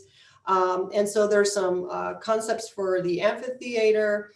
There's concept here for the Timberline Basin Neighborhood Park or something like that. Repurposing the racetrack. We have this, this racetrack out there that is not being used. So how can we repurpose that? But, a Fort Tidwell master plan could help us do that. And there's already a concept out there, but maybe it could be revisited. The livestock/multipurpose building that has been out there for a very long time. We rent a tent for the livestock shows during the fair. And so, these funds could help realize that, and it could serve other events as well. It would be a multi-purpose building. And then, adding to Frontieri, acquiring open space, shade structures, restrooms, and more restrooms at the stables, even a solar cover carport for maintenance vehicles would be great, and we kind of offset some of our electrical costs. Meters for our partners. And anyway, these are just simple. I mean, they're simply ideas. As you can see, we're not short of those. And wanted to just talk about a few budget related policy questions, just to kind of keep that out there as you ponder this and future budgets. But we have talked about previously about creating an amphitheater repair replacement fund by maybe using the facility fees, or maybe it's a percentage or a formula. With the last contract, there was about 40,000 going into the general fund. Also reinstating the public-private partner funds. Those funds truly are intended to create improvements that are that benefit the public. Like for the bathrooms, or for some repairs that would it would be like a safety issue, or, I mean, truly they are supposed to be intended for public benefit. And then there are $650,000 in conservation easement earnings. This is from the sale of Frontieri conservation easement, the Miller property conservation easement, and 220 acres of Fort Tuthill. Those earnings went to reimburse the purchase of the Miller property. And after that, we were left with $650,000. And so the question is, should these go to future acquisitions? Should they go to capital projects?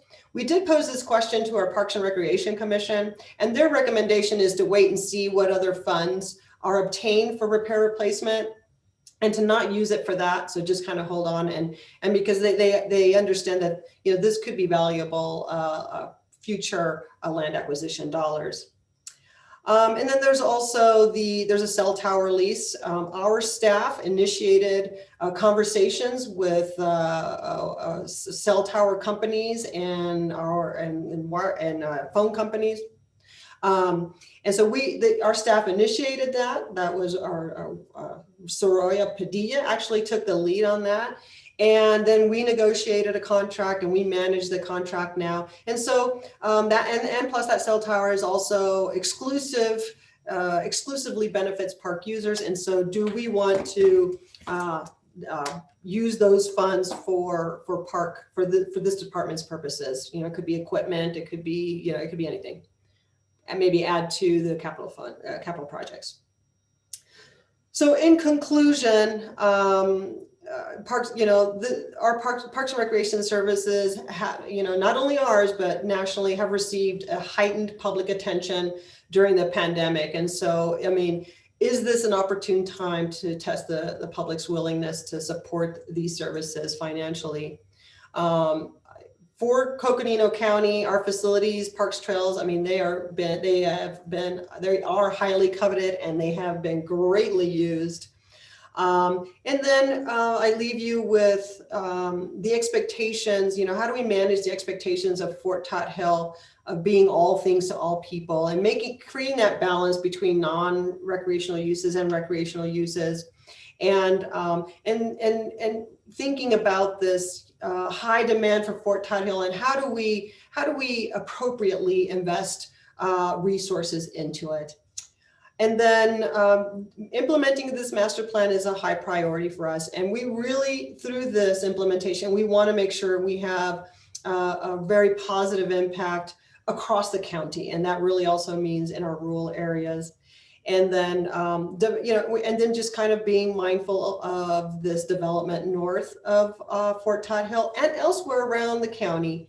What does development mean and mean to the county, and what does that mean to the needs in terms of recreation in those places? And so we need to carefully analyze and plan. We want to, again, be proactive, not reactive. And with that, that concludes our presentation. And I do want to thank, again, our staff who was involved in this budget development process. But I also want to thank the finance team. They are tremendous. Siri, John, Nicole, who is our budget analyst. Just what a tremendous team that they are. They work so hard and they've been so resourceful and helpful to us. And I just really want to thank them as well for their hard work in this year and always and throughout the year. And we have a video if you have an interest and time to see it.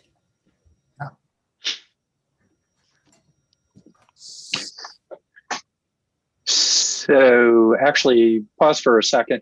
I mean, we're doing okay on time. How long's the video? It's just shy of 8 minutes. Okay. Why don't you, if you can get it up, we can So we I can think, go ahead. Bob, are you able to do that? Or I'll stop sharing my screen. I think you should be able to do it just fine. It'd be good. It'd be great. It's a great video. Like I'm smiling already. Love it. I just got to make sure that I'm able to get the audio to you guys. Okay. In the meantime, Mr. Chair, I can talk a little bit about the increments, or maybe a timeout. Let's see if Rob has it. Right. You'll have to let me know if you have video or audio. Sorry. Yeah, oh, we see the video. No audio.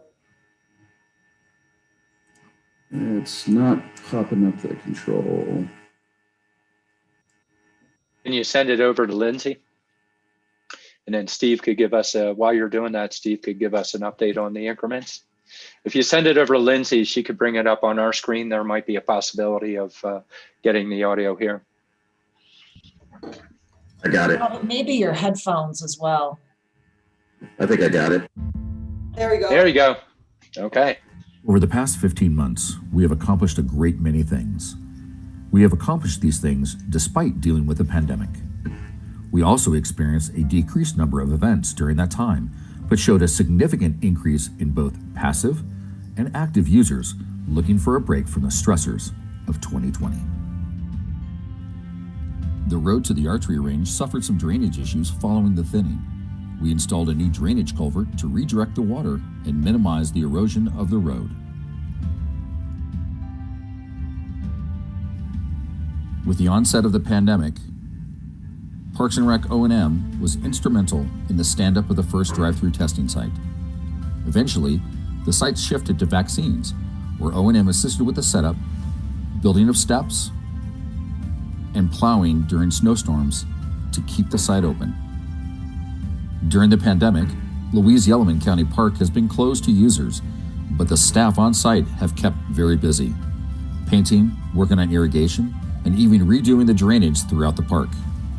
One of the most impactful changes that happened here at Fort Tidal County Park was the addition of a cell tower in cooperation with DW Tower.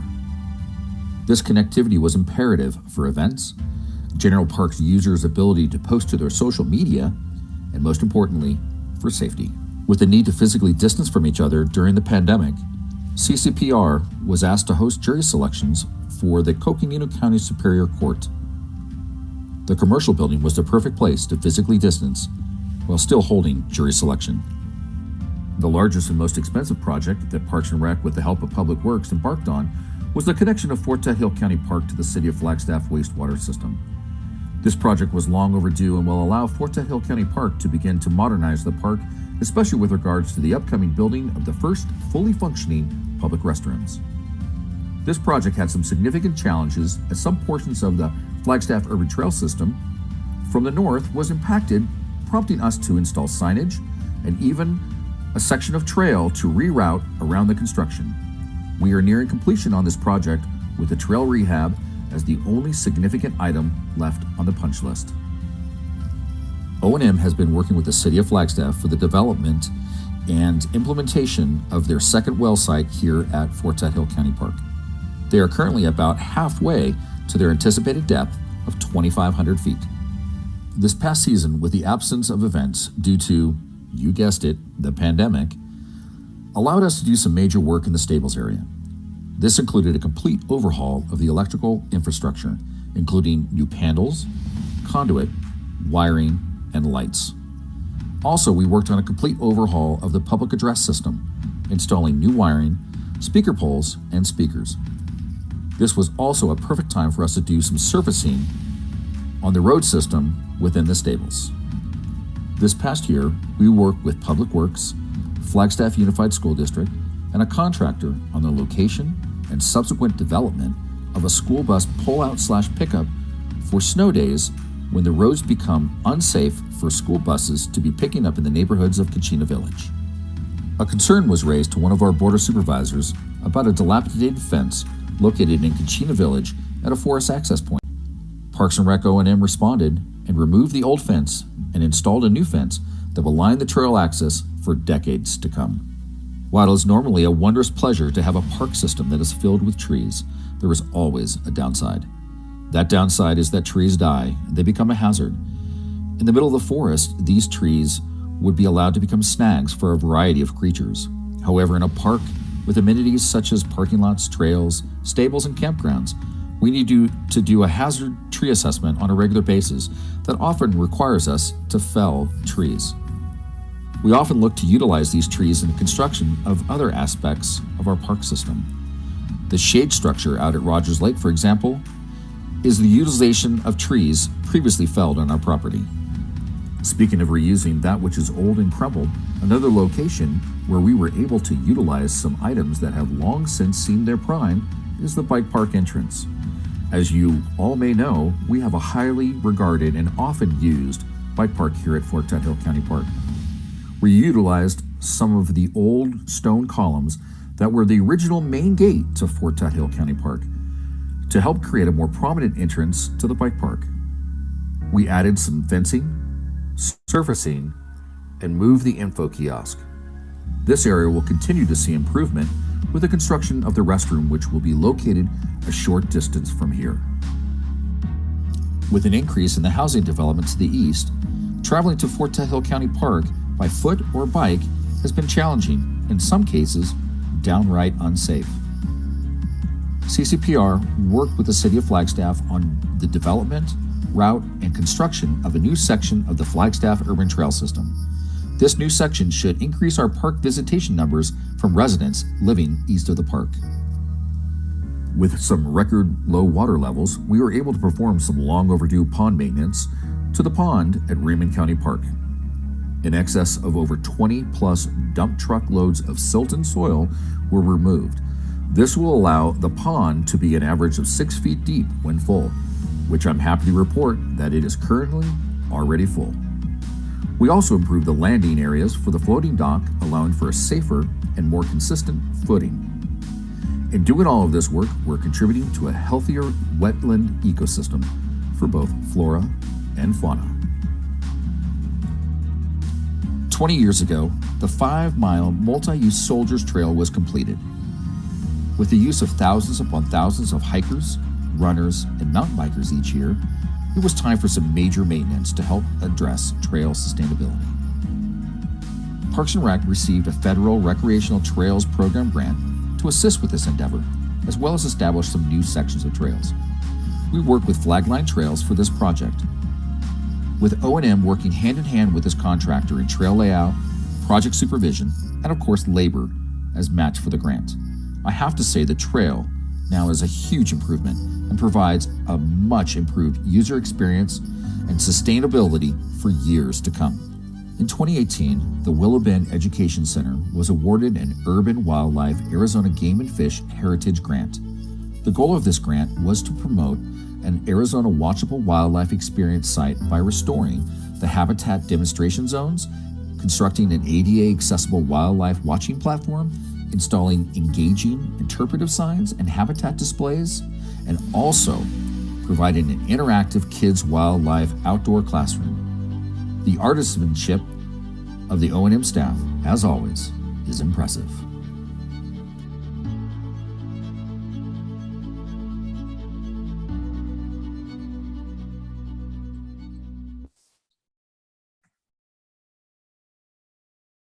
Very cool. Well done. Neato. All right. So Steve, you're up. Mr. Chair, when we look at the SIRs for Parks and Recreation, we are looking at temp wages are being recommended. We do have an FTE request for Yellowman Park, which should be considered when we talk about the other FTE requests that have come in. Winter operations in the new restroom budget, it's not checked, and I don't recall why it was not, but we can come back to that. Parks and Recreation, the Fort Todd Hill Park rehab sewer line installation, a substantial amount, looking at I'm assuming the ARP or PPP money for that. And that'll come through when we do open up that process for ARP funding going into the future. So that'll be later this summer. And then the final one is the water service replacement. And that's a special revenue fund for that. Can I capture them all, staff? Yes, you did. Okay. Thank you. So, Mr. Chair, back to you. I just All right. wanted to add a couple of points as well that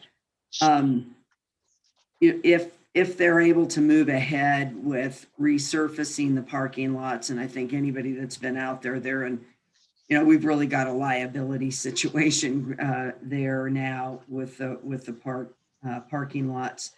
But in addition to that, some of the publicly accessible roads within the park, within Fort Todd Hill, have not been moved into the county road system. And what I'd like to do is also through the ARP processes, make a proposal that we use some ARP funds to update those roads. Many are, again, in pretty bad shape. And I'm particularly thinking of the roadway to the campground, and which has to sustain, RVs and lots of traffic in winter and summer.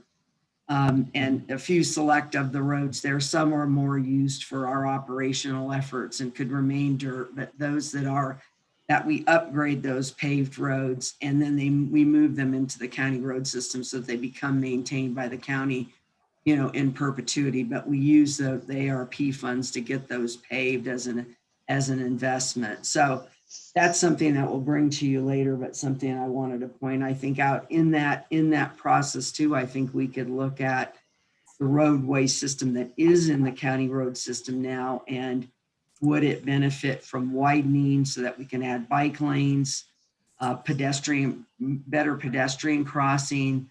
I think we're going to see just a significant influx, particularly with the Northern Arizona healthcare development to the north of us, and which is going to then precipitate a lot of residential development in that area.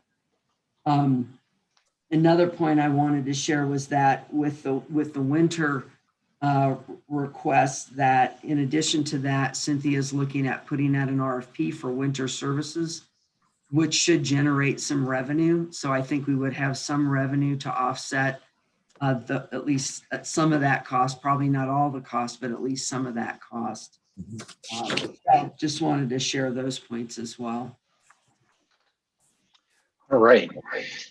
With that, oh my gosh, there's so much, which is really great. You did a great job of putting together the presentation. I could see the whole team, working on this one. So fantastic job. I want to comment on a few things. Actually, I'm hearing echo, so somebody might need to put on mute there. I'll comment on things. I'm sure everybody will have different pieces that they want to comment on. And I lost track of all my notes that I was taking as I wandered around. I did want to make a point of that winter operation. The park is no longer just a summer operation component. So we do need to think about that one. Very important.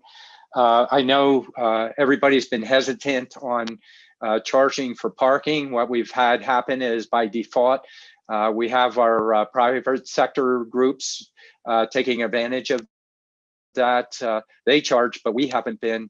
And to be honest with you, we need to reinvest in the park. And, I would encourage us, not to do, we not launch into it immediately or anything like that, but to scope out, I can think of different parks I've gone to where they charge during the weekends, during their busy time, but you don't have the charge during the week, or you might have ancillary areas that aren't charged, but where your greatest impact, that industrial level of use, such as in the loops in the park, they might be elements that you explore.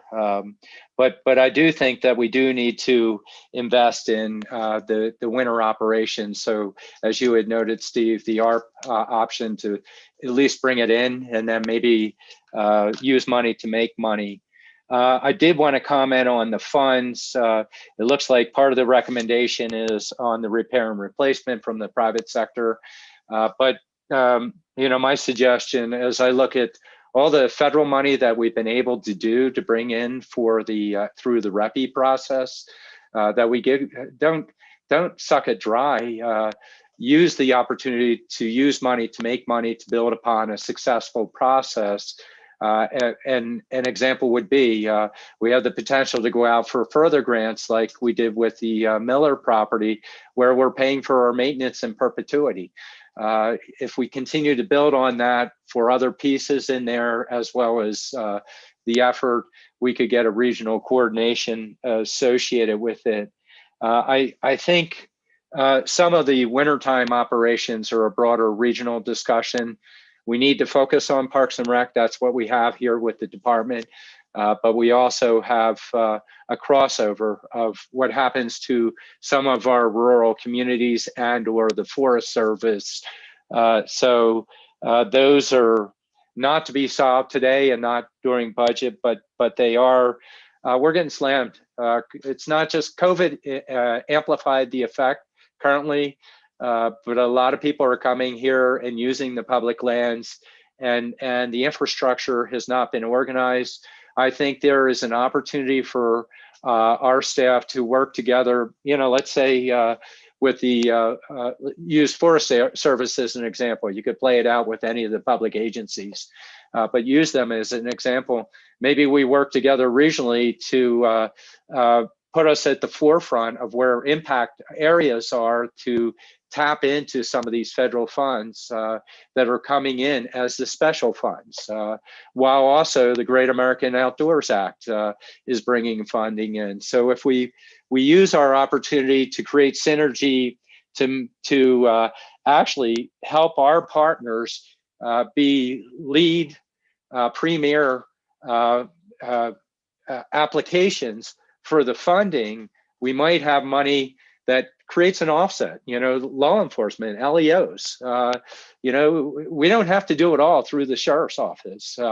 There may be an opportunity to get the money that's built or fed back in to get federal law enforcement on their public lands that provides a reduction in impact to our sheriff's office. So, the funds, I do think that we need to protect different funds as recommended, and would love to see those conversations brought back. I'm not remembering what the rural travel plan was. There was something about that triggered something in my mind on it. I like how you already were building your almost acronym for your ARP program. What was it? It was 2 I's, investing in, and then people, places, and parks. So you had 4 P's. So it's I squared P quad is what it is, huh? Something like that. Pretty neat on that. I like your innovation. Legislation, I would suggest, we've talked about it, started to move in that direction on the timber fees with the railroad on the 80 acres. It should be an element of our legislative piece set aside. So I'm glad you did bring that forward. And there's more, but obviously, sometimes I think about these things. So I'm going to turn to our other board members on this. That's right. So I'm going to bring it back to, let's do it in a rotation. This gives an opportunity for each board member to provide their comments, and we'll start at number one. And we'll see how number one it is. All right. Well, we know how number one it is. That's why it says number one. So first of all, I so agree with the comments that were made earlier by the county manager that the budget needs to reflect our values. And it was really beyond that. Our budget does reflect our values. Our budget shows our public, our community, our county, what we value. And to me, Parks and Rec crosses it all. We got economic development, we got environmental impact, we got social values and health. It's one of those things that's open to all. Talk about equity, talk about inclusiveness. You know, people talk about Buffalo Park being the heart of Flagwell. I think Fort Tuthill is the heart for the county. And I really do mean that. And, you know, I want to thank them. I mean, look how it is used. It's used all across by our folks, which really used it in great numbers during COVID. It was a place of refuge. It was a place where people could go out, they could be safe, they could recreate safely in a beautiful environment. And again, it was open to all, but it didn't stop there. I mean, you basically, in your one county response, it became the place where people got their testing, and then where, of course, people were later to get their vaccines. And believe me, it was noticed. It was noticed countywide by our community. And really, thank you all, and thank your staff. Tremendous, over and above, a tremendous effort. And certainly, I think, did not go unnoticed. Everyone talked about it. They complimented the county on it. They complimented you all on what you were able to accomplish. So again, thank you so much. Your ask, I'm very happy with the county manager's recommendations to us. And I'm going to go a little further. I think that the master plan should be implemented. And I attended some of those public hearings early on the master plan. We are, as Deputy County Manager Andriani indicated, we're loving our parks to death. We're loving our open spaces to death, and we don't want to see them die. We need to be able to revitalize them and use them to the max. And where we can, yes, as a chair said, where we can, let's try to bring back and make some money, look at those public-private partnerships. I love it that the park is being used. Fort Tuthill is being used year round now, but that has a cost to it. And we got to be realistic about that. And we got to be willing to put the money in order to facilitate that. And I think we can use money to make money. I agree with I agree obviously with our chair. That's what we should be using with our Parks and Rec. And yet we still need to maintain an openness and inclusiveness to all. That's really why we have a Parks and Rec system. You talked about the amphitheater. I love the amphitheater. I think that is an area where we can absolutely put some money in to make some money. That's, I think, where we can really do a lot of public-private partnerships on what's going on there. And I think there needs to be some repair replacement. We need to set aside money. We can't do this on a budget level year to year to year. It's too much. Your needs are too much. The needs of the county are too much. And I would really like to, I don't know enough about it, but I want to enter into discussions on restating the PPP fund. And also on the monies for that conservation easement. I'm looking forward. You have a very active Parks and Rec Commission. I was lucky enough to be able to nominate and were selected 2 members to the Parks and Rec Commission. I would like to hear from the Parks and Rec Commission as we go forward, the Board of Supervisors, to hear their thoughts and to get their plans as you move forward. Cell tower leases, general fund or CCPR project equipment purchase. We've got to be able to invest in our Parks and Rec. And, you know, it's one of those areas that I guess people, it's often overlooked and yet it's always used. And as I said, I think Parks and Rec, you check off all the boxes for me as we move forward. So thank you for what you do. I love the Parks and Recs. I love the Fort Todd Hill. I know our community does as well. And, I know we have to make very, very hard decisions moving forward, but I think we really have to look at long-term answers and long-term ways to fund our Parks and Rec. So Cynthia, you rock, you're wonderful, you and your staff, and thank you so much for your presentation. Yeah, there are many opportunities. I know what I wanted to say about the rural travel plan. It is in part implementation in rural areas of Parks and Rec. Can't be all things, can't build parks for people. They also need to invest in them, but it's a way that we leverage resources to help those rural communities. So definitely a great program. Let's see, District 2, Geronimo Vasquez. Geronimo. Thank you. Good morning. Great presentation. It's always great to hear about all the really cool things offered by the Parks and Rec Department and everything that's happened over this year. I think the pandemic really revealed how important Parks and Rec is for folks, especially once indoor activities got shut down. And so, the big takeaway that I took from this is exactly as was stated before me, was basically we have to invest into our Parks and Rec. We have to invest in the infrastructure and really maintain it, but not just as in a form of in a way that's strategic moving forward, using this one-time funding. I did apologize for that. Using this one-time funding as productively as possible. And I just really encouraged by your creativity and looking forward to seeing ways that we can be creative to provide more recreational opportunities for our community and our county. Thank you. All right, thank you, Geronimo. Supervisor Judy Begaye, District 4. Good morning, everyone. Thank you for your presentation. I enjoyed the presentation and also the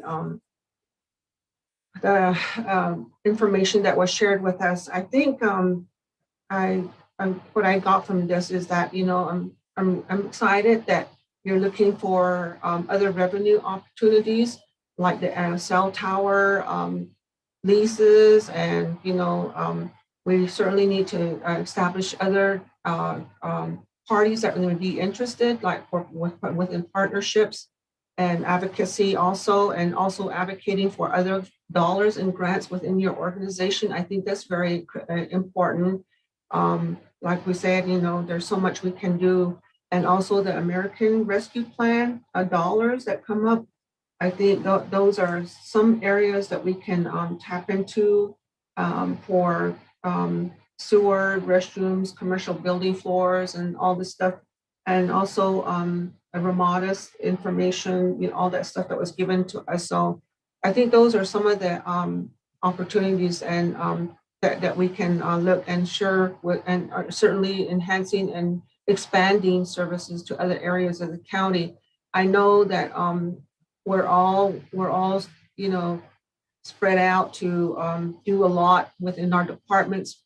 I think we really need to reevaluate as to how we're going to streamline those services so that we can not overwhelm ourselves or also to not get our staff into a situation where they're feeling all this compression, where they're feeling that they're overworked and underpaid and all this stuff. So I just want to say thank you for your presentation.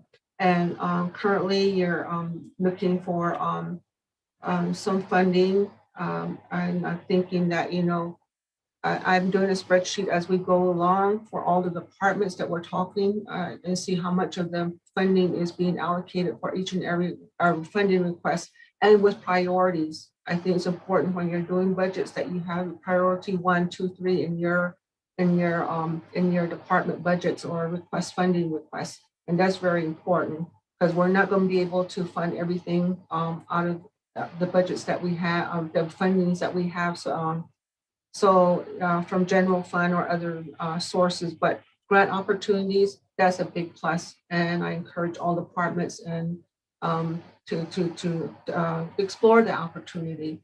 And so, and then you said that there was funding that was taken back due to, even though you fulfill the requirements, certainly, you probably have plans for that and, it just fell through. And a lot of times that happens, but we just had, that shouldn't be a discouragement to you as your plans are being put together, like the master plan. I think I've heard little about it, but I think, and I've read about it in certain areas, but I think it should be implemented because that's the way to really stabilize, a department and making sure that we stick with those plans. And it's very important that we meet those goals, objectives within the plan. So that's all I have to say. Thank you for your presentation. I really enjoyed it, and we'll do what we can, as board here.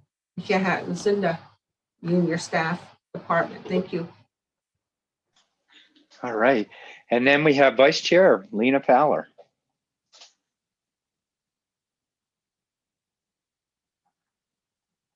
District 5. Well, hello, everyone. Thank you so much for all your work. You're amazing. I really like that video, just summarizing everything that you're doing. It just really gives it I guess the cream and the cherry on top. I love ice cream. So it is amazing, all the things that you do. I know that we have to really concentrate on Fort Tut Hill. There's so much maintenance. We've been chipping away at that. We don't have the funding that we used to have with the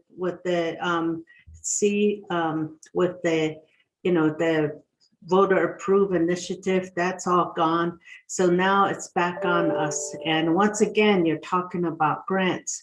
And I think once again, we need to really seriously look at a grant writer to help departments. But then again, maybe departments are saying, hey, we can do this on our own. Grant writer is just another layer. So we'll see. That's where our county manager comes in. I'm very happy that you are, and we have been looking county-wide, and that's been a challenge. And we've formed some partnership, done some partnership with Navajo Nation and the cities, and we've been able to accomplish a few of those. I've always thought, and I've talked to you about this, Cynthia, is that, the National Park and all these other agencies, if we could just get all of their maps and everybody's map, and we just did one county-wide trail system. You were talking to Navajo last night. We had, even though it was just by phone, it's the trails that they're building and others are building are really amazing. And if we had that on one county map, that we'll be able to diversify some of the people that do come through here that are overusing certain sections of the county. And that's where, how do we redirect people to other places rather than having them to come to one place? We can love our public lands and our parks, but not everyone has to show up at the same time. And when they do, where do we direct them to? And that's where, the snow play was that way. We're on Highway 180, we're redirecting them. So that was a really good project. And I'm happy that you have proposed the full-time for the staff at the Tuba City, Louise Yellowman Park. Those staff, they work very, very hard. And also, we had started, and we've been at several times throughout the years have had been working with the Tuba City chapter and the community on some of the, the community involvement and trying to resolve some of the issues that are there. I'm glad that you have that as part of the your goals, and that is our goal as well. And everything's in fact, we just had a conversation about it again with the community just recently. So that will be something we'll be able to do. Maybe we can do the Vesta worker again, try that again. That was one of the positions that we had brought in. I'm really happy that you're looking at the ARP. I think those are, and all the staff are coming in saying that what I like to add to your list is a shade, and we have talked about this for the park, skate park over there. The kids have been asking for that, and we've been trying to see how much that would cost and what does that mean. So, I mean, there is so much. I mean, it's just so much. But I love the skill that you all have. Just amazing. So all of your staff, tell them it's just amazing just to watch something. This is what I appreciate about your video. See something and see it beginning to the end. My goodness, creativity that you all have. Thank you so much. And you bring it and use those skills on behalf of the residents, on behalf of all the visitors that will be coming through and making this place, adding the beauty to it and just that little flavor. It's really nice. Thank you. Thank you so much. And I'll talk to you about some other things later because Mr. Chair wants to crack the whip here. I saw him pop up again. Thank you. That's right. There's so much, a lot of good things. Well, excellent presentation. You can see this is a beginning of many conversations. We see your recommendations. You heard the county manager. We will do follow-up associated with it. And just any last comments, Cynthia or Lucinda? No, I don't have any final comments. I just really appreciate your support. Appreciate the fact that you recognize what a talented and hardworking team we have. We're small, but we are mighty. And I just appreciate the recognition appreciate you recognizing that. So thank you. Right. No, I don't have any further comments. Thank you. And great job, team. Yeah, we have our eyes on you guys. No, you did a great job. Wonderful job. All right. With that, I'm trying to find my schedule here. I do believe we have a little bit. Yeah, a little bit of break. What time do we need to come back? Why don't you help me out here? 10:15, please. We'll have the constables. Okay. The constable offices of the constable are next to 10:15, so we can break until then, Mr. Chair. Okay. Okay, fantastic. Well, we'll bring everybody back.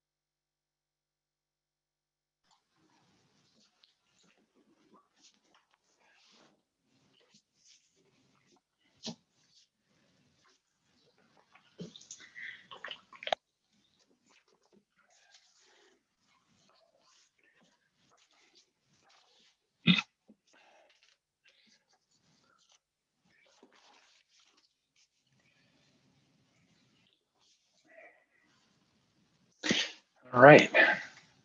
I've got 10:15 here. Let's see who we have back. There's Ronham. All right. Steve came back. I almost wore my Hawaiian shirt today. Hawaiian shirt Fridays. I know. Hawaiian shirt Fridays. I just didn't know what day it was, you know. I see Patrice out there. Let's see. Let me see that. There's Judy. I am All right. here. Excellent. And then Lena. Okay, in the meantime, Lindsay, you're going to be bumping up our constables, and we have 2 constables, Darren Womble from Flagstaff, and let me see, Mr. King from Williams. Gregory King. Yes. I don't see them on yet, but I do have a phone number. So, and it's a county phone number. So if the person on the phone can just hit *6, then that will unmute them. Okay. I just reached out via email to try to see if either of them are joining. Is that the 928-679-7530? Correct. I'm wondering if that could be one of them. So if they can just hit *6, that will unmute them and I'll allow them to talk so we can identify who that is. So whoever's on that number, can you *6 and tell us who you are?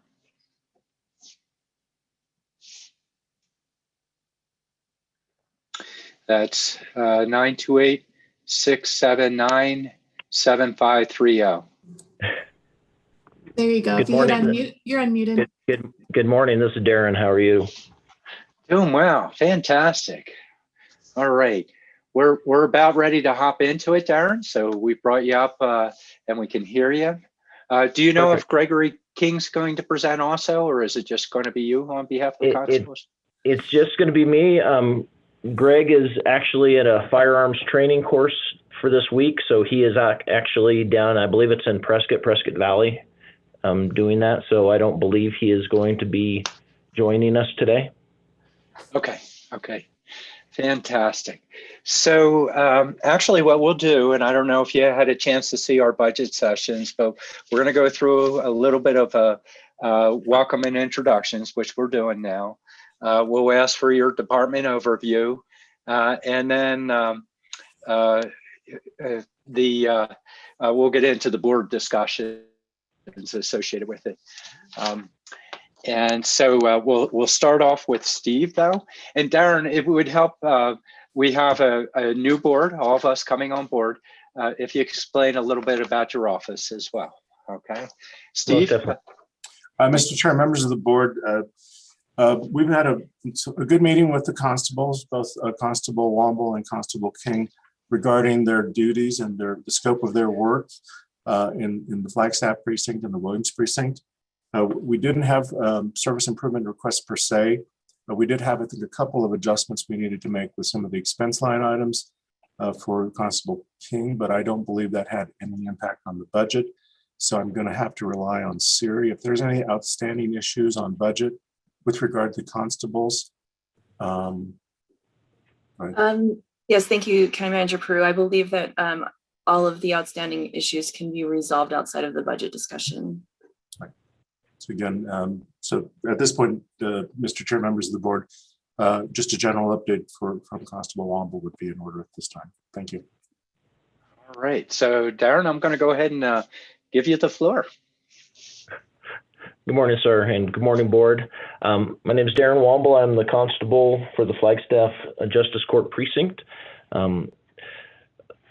Our duties that the constable's office are set by statute. Our fees are set by statute for a portion of the services that we serve. We serve a large number of orders of protection, subpoenas that come out of the county attorney's office for cases that are to be heard in the justice court.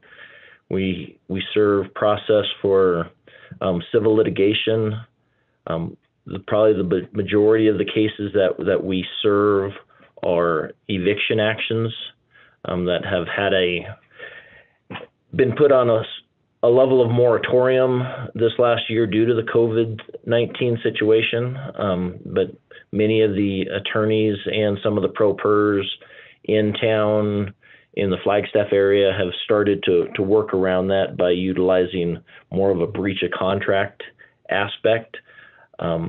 So, we have started to see a level of uptick in some of our eviction action processes and writs of restitution, the actual lockout portion of that process. Unfortunately, we still do see a large number of orders of protection and injunctions against harassment, which are a non-fee type paper, and are quite consuming. The state of Arizona in the last year has implemented a new computer programming system called AZ Point, which has helped streamline notifications for orders of protection that are coming for service out of other jurisdictions, along with out of the Flagstaff Justice Court. There, as any new program system, there are some bugs in the system that they're continuing to work on, but in the long run, we believe that the system will enhance service for the clients and the victims of domestic violence and harassment cases that need to have their time in court and their protective orders served in a timely manner.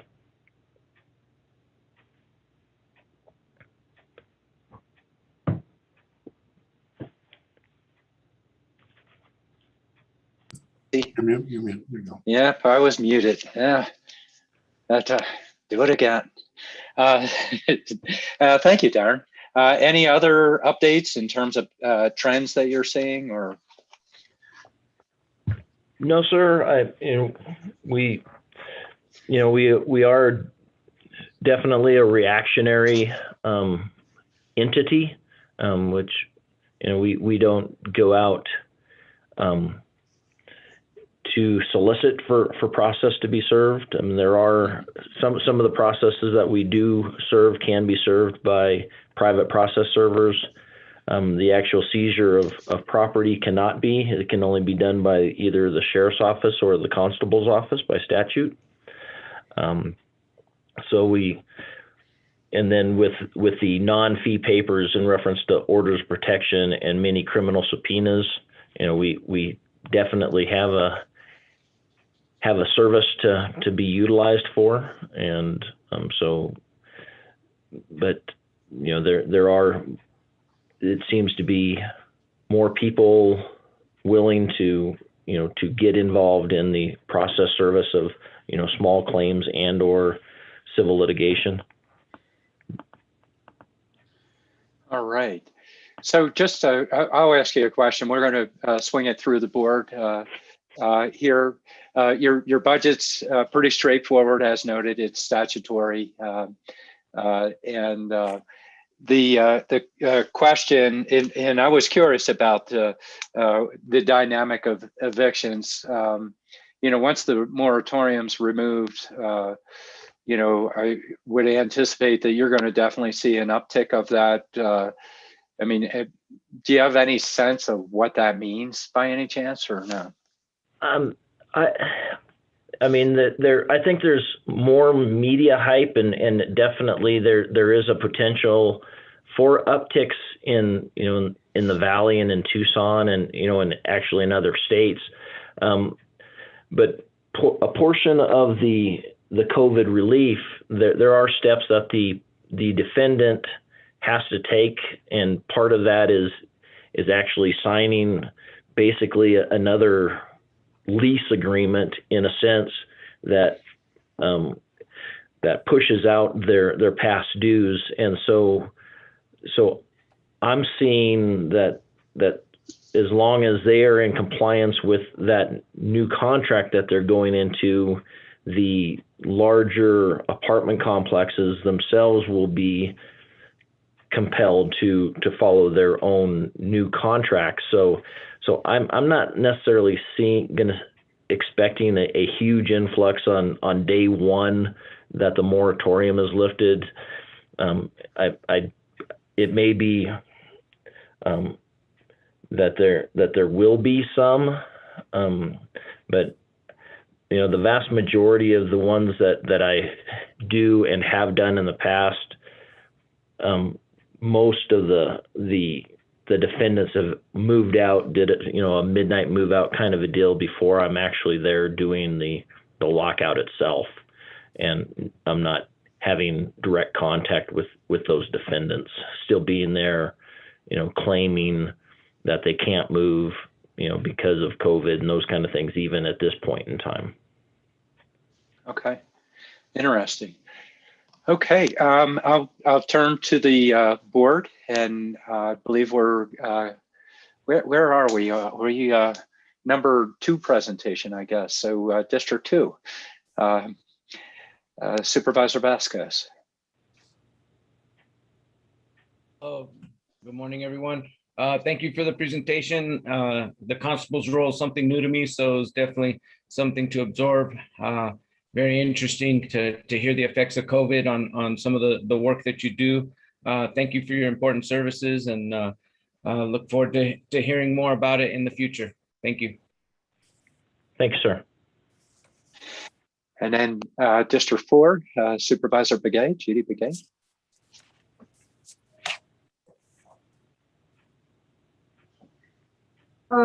Good morning, Aaron. This is Supervisor Begaye, and representing District 4 and one of the new board members here, along with Patrice and also Geronimo. But in your department's top goals and objectives, I was wondering, this goal that you have for yourself, what other areas are you looking at as far as the possibility of a goal or objective for your organization?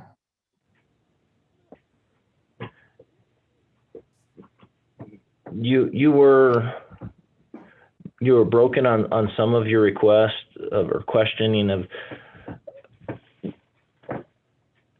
For your goals and objectives for the year, you have one that's listed here. So I was just wondering if there were other areas that you will be touching throughout the year. Well, like I had stated at the beginning, our position at the constable's office is extremely reactionary, and we work to provide a service to people that definitely don't use the courts all that often. The vast majority of people have very little knowledge of court processes, and so we really work to educate people through the process that we are attempting to serve them without giving legal advice in these cases. So our scope of responsibility and ability with the budget size and those kind of things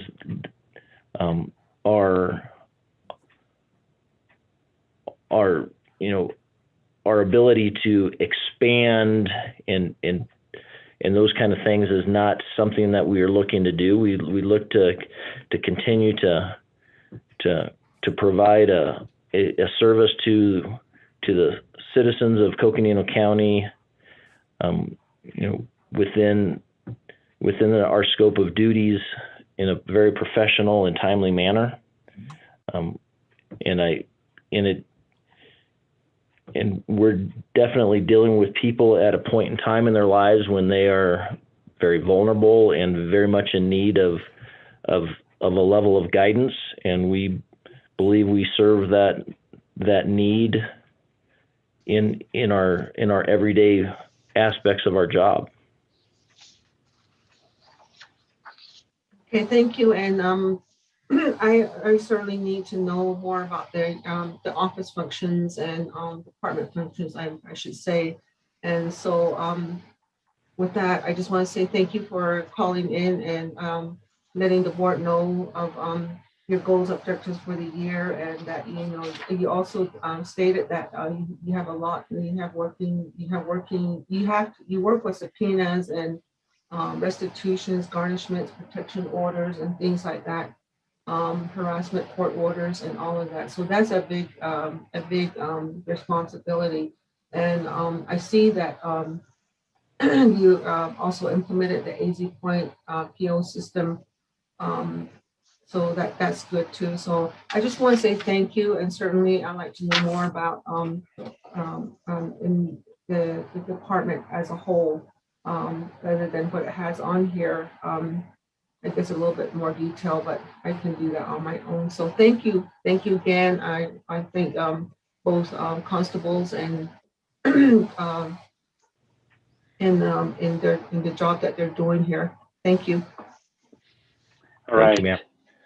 Yeah, and it is a very limited scope. It's Darren. Darren has one himself and a half employee, I believe, in there. So limited scope for what they do, but very important work that they do on behalf, getting new orders from court and serving, etc. Supervisor and Vice Chair Lena Fowler. Aaron, thank you. Thank you for your report again. And just, it's very difficult job that you hold, and happy to know that you're doing it with the educational process and just caring for people that you are serving. So thank you so much. Appreciate it. Thank you for your time, man. Appreciate it. And District 1 Supervisor Patrice Horseman. Yes, and good morning, Constable. It's I know we haven't had a chance to meet yet. I look forward to that opportunity once COVID subsides and everybody gets vaccinated. I appreciate your update and look forward to additional conversations with you as we move forward. So thank you for your service to the county. Thank you, ma'am. Mr. Chair? Go ahead, Steve. I think it would probably be, as a follow-up, I would like to put kind of an orientation, informal lunch and learn, if you will, on the Office of the Constable for the board to receive additional information on the important office and the important role that they serve. So we can certainly work with our constables in arranging that in the future. But I think it would be really important to know their role, and especially now with an expanded duty in some unfortunate areas. Again, it would be a good thing to look at. So we'll work on that schedule. Thanks. That's a great idea. That'd be really good. Well, Darren, it always was a competition between the constable and the public defender when Alan was here, to see who would have the shortest presentation during budget. We're going to give you guys this, honor these days. So if you're out there watching, Sandy, I got to talk to you about this. Anyway, really appreciate what you're doing. Thank you for your presentation during budget as well. All right. Thank you, Darren. So next up, we have library districts, but we're a little bit ahead of schedule, but we can check and see. How are we doing out there? Do we have them out in the audience yet, or? Excuse me, Darren, you can go ahead and hang up, sir. Thanks, sir. I truly appreciate everyone's time. And if you do have questions, or Steve, if you're able to get that, want to get something set up, I'm more than willing to come and do a presentation for the board. We will do that. Thank you, sir. Appreciate it. Thank you. Have a great day. You too. Bye. Let's see.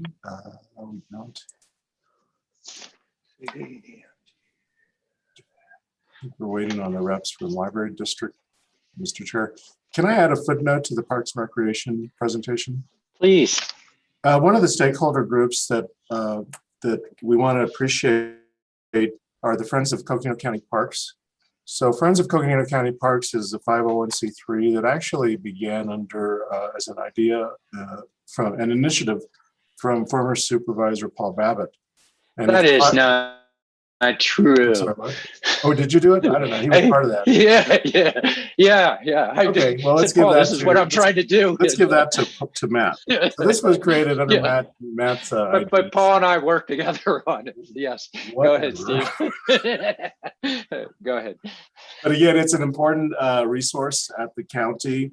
And I am actually a transitioning member off of that board. It's been instrumental in raising funds for various projects throughout the county park system. The Friends of the County Parks is the concessionaire at the county fair for the beverage garden there. And so the funding comes through there. They've held a number of fundraisers, but again, I think it's an important stakeholder group. They actually also were kind of the brainchild behind winter snow play out at Tuthill, along with others. And so Dave Nash and Steve Hosier, and we have Aaron Beckett from our own Parks and Public Works Department that's on the board, and several others. And so it's a really outstanding group. And so when we look at nonprofit relationships, that certainly is one, because as a nonprofit, Friends of the County Parks are able to apply and receive grants that local governments would not be able to, again, as a nonprofit entity. So I just wanted to give a shout out to FCCP, which was Matt Ryan's idea. And I stand corrected. Yeah. Actually, no. Actually, I went to a presentation where Dave Nash was presenting, and it's like, oh wow, how about that? It was a creation and concept of we don't have enough employees to do all the work out of parks, and also, as Steve's noting, nonprofit potential. They have a different capability of doing fundraising, coming up with other ways of enhancing what's going on out there. And so work together with legal, put together, a group initially to start it, used about $40,000 of community initiatives to kickstart it through its first couple of seasons to get it going. Paul came on as one of the first board members on it and helped implement the process. And it's one of those concepts. Nobody has a monopoly on ideas. You have great ideas that you beat around and shift back and forth. So we had discussed over time that similar idea, but that's a piece that came up that we saw with the school superintendent yesterday. She might have more opportunity for grants potentially through a nonprofit beyond the auspices of her office. Yes, there needs to be a separation of the two, but they can work hand in hand. And similar idea of community building. A lot of times we can't do it as the county, but we want to try and help out. And often our own job is we're networking people and helping them create these kind of things that help out quite a bit. But you're right, Steve. They've been doing a great job of fundraising, and the snow park was a big piece that they worked on. And you were a former member, weren't you? Yeah, and in fact, I stepped off when I was appointed county manager. So, but one of the ideas they're working on is an ice rink concept out of Tuthill. So really kind of creating more of a winter experience out there. But also, I want to make it very clear, because this was an important discussion earlier, is that we have Coconino County Parks throughout Coconino County. And so you look at all of the areas, Yellowman Park, Lookout, Williams. And so the group is certainly focused in on creating resources for county parks county-wide. So that's just an important note to say, because we have parks everywhere. So yeah, I carry that idea a little further. Is there's an opportunity to maybe there's a local group for this specific park that you need a business arm to be able to manage what's going on. The Friends of Coconino County Parks have the potential to act as that umbrella should a park be created, say a Louise Yellerman County Park Friends of group. They could fall under that, or Peaks View, etc. And that. How are we doing with the library, folks? Supervisor Horseman had a question, and then we are. Yeah, just real quick, and thanks for bringing that up, Stephen. The Friends of the Coconino County Parks are really a wonderful group of people, and real dedicated to our park system. And what I want to look at, and hopefully they'll be looking more, is I take a look at the Grand Canyon Conservancy, for example, which is kind of the Friends of the Grand Canyon National Park. I know that's on a much different scale, but I look at what they have been able to do with their advocacy and fundraising to really assist Grand Canyon National Park with trails and other needs that the Grand Canyon National Park has. And I'd love to see some of that going forward, and maybe even working with businesses at the national park. And of course, you're kind of contained. If you spend any money there, you have an option of contributing $1 to the Grand Canyon Conservancy. And believe it or not, they get quite a pocket of money from that. And those are things I really hope that the Friends will take a look at. So I think it's a great opportunity. I've talked to Cynthia about that. I think that's been passed on. And Yes. and I think there's a number of our businesses that would be love to contribute. So on that basis. Anyway, just my thoughts. Thank you. Thank you, Mr. Chair. And we are ready to proceed with Library District. Fantastic. And So I can go ahead and introduce. please, if you would, Steve. So, Mr. Chairman, members of the board, I'm here. I want to introduce Mr. Jared Tolman, and Jared is the director of the City of Flagstaff, Coconino County Public Library. Just a little bit of background on Library District. So years and years ago, I always kind of go down memory road with you guys. Sorry about that. I must be at that stage in my life where I'm saying way back when. But way back when, in one of my roles, as I think at that time I was the assistant to the county manager, I was tasked to coordinate all of the discussions, predominantly around budget, with all the libraries. And prior to that time, libraries had individual relationships with the board and the budget. And so, Matt, you can probably recall, it's rather kind of lively because we had just a lot of conversations that happened from libraries, all great libraries throughout Coconino County, directly to the board. And so what we felt then was an opportunity. Let's take a stop, let's take a pause. We engaged a consultant, Larry Corbus, who came in and created basically did a needs assessment and an analysis of how we would form more of a coordinated effort, basically a structure that resulted in the formation of a library council. I don't know that we ever came up with a proper name for that, Jared, but anyway, we always call them I call them the library council. And since then, this was probably in the early mid 90s. Ever since then, as a result of those conversations, the libraries throughout Coconino County, and we have, of course, several libraries. One is a nonprofit library. Sedona is a nonprofit library. We have libraries that are, of course, the City of Flagstaff, Williams, Tuba City. Of course, Supervisor Fowler is very aware of Tuba City's library, which actually is housed in the former Curly Trading Post, which actually was renovated as a result of Supervisor Fowler's efforts with Tuba City Cultural Projects, which was a group that she and another friend of ours, I can't remember her name, actually took the steps of renovating that trading post. Fran Kosick. Fran Kosick, that's right. So they came together, and with a lot of community organizing and with the county. A lot of Pescetti dinners. You bet. Yeah, and there was a huge Navajo rug that was auctioned off as part of a fundraiser. But not so when you go to Tuba City and you go to the library and downstairs is the election office, that used to be just a shell of a burnt out trading post. And it's amazing what is there now.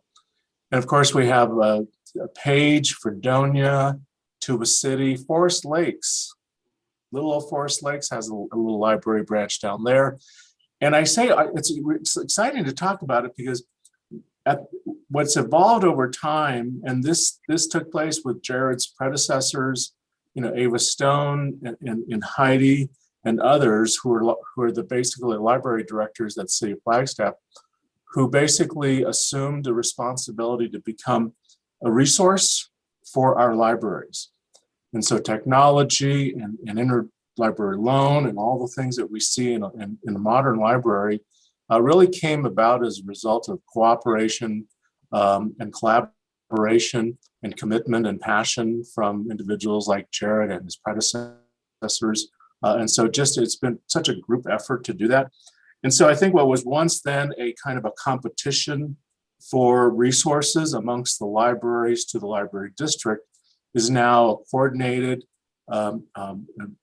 collaborative, innovative, strategic system that has a lot of great communications, and there's strategic planning that takes place.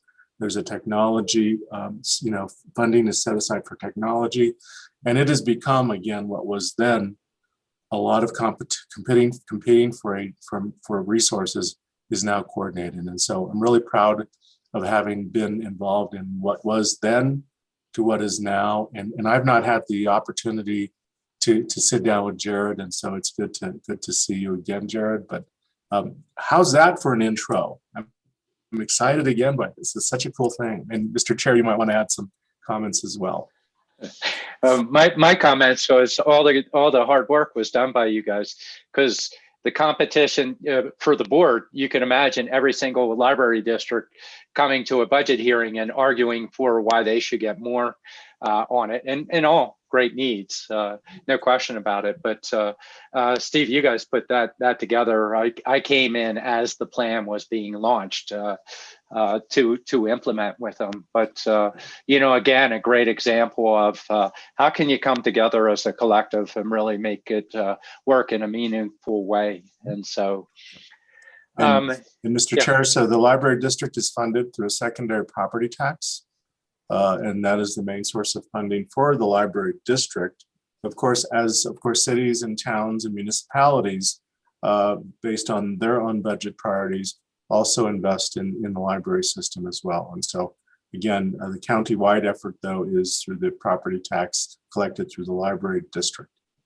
And so with that, Mr. Chair, we can proceed with Mr. Tolman. All right. Well, Jared, welcome. And actually, yours is a little bit more unique. You don't have a departmental overview. It's more of a presentation of what you've been doing on behalf of the district. And so I'm going to turn the floor over to you, and the floor is yours. We'll come back. Mr. Chair, and thank you, Supervisor board members and the county managers. County manager, thank you for kind of going over the history of the district. We refer to it often as the library district, and definitely that is its purpose, is to share those resources and provide the needed resources to the members of our community within the county. Because I knew there was some new board supervisors on this meeting. Just like the county manager mentioned, some of my slides kind of just go over what the district all entails. We have our two branches here in Flagstaff, along with the law library here in Flagstaff. We also have the correctional facility here in Flagstaff.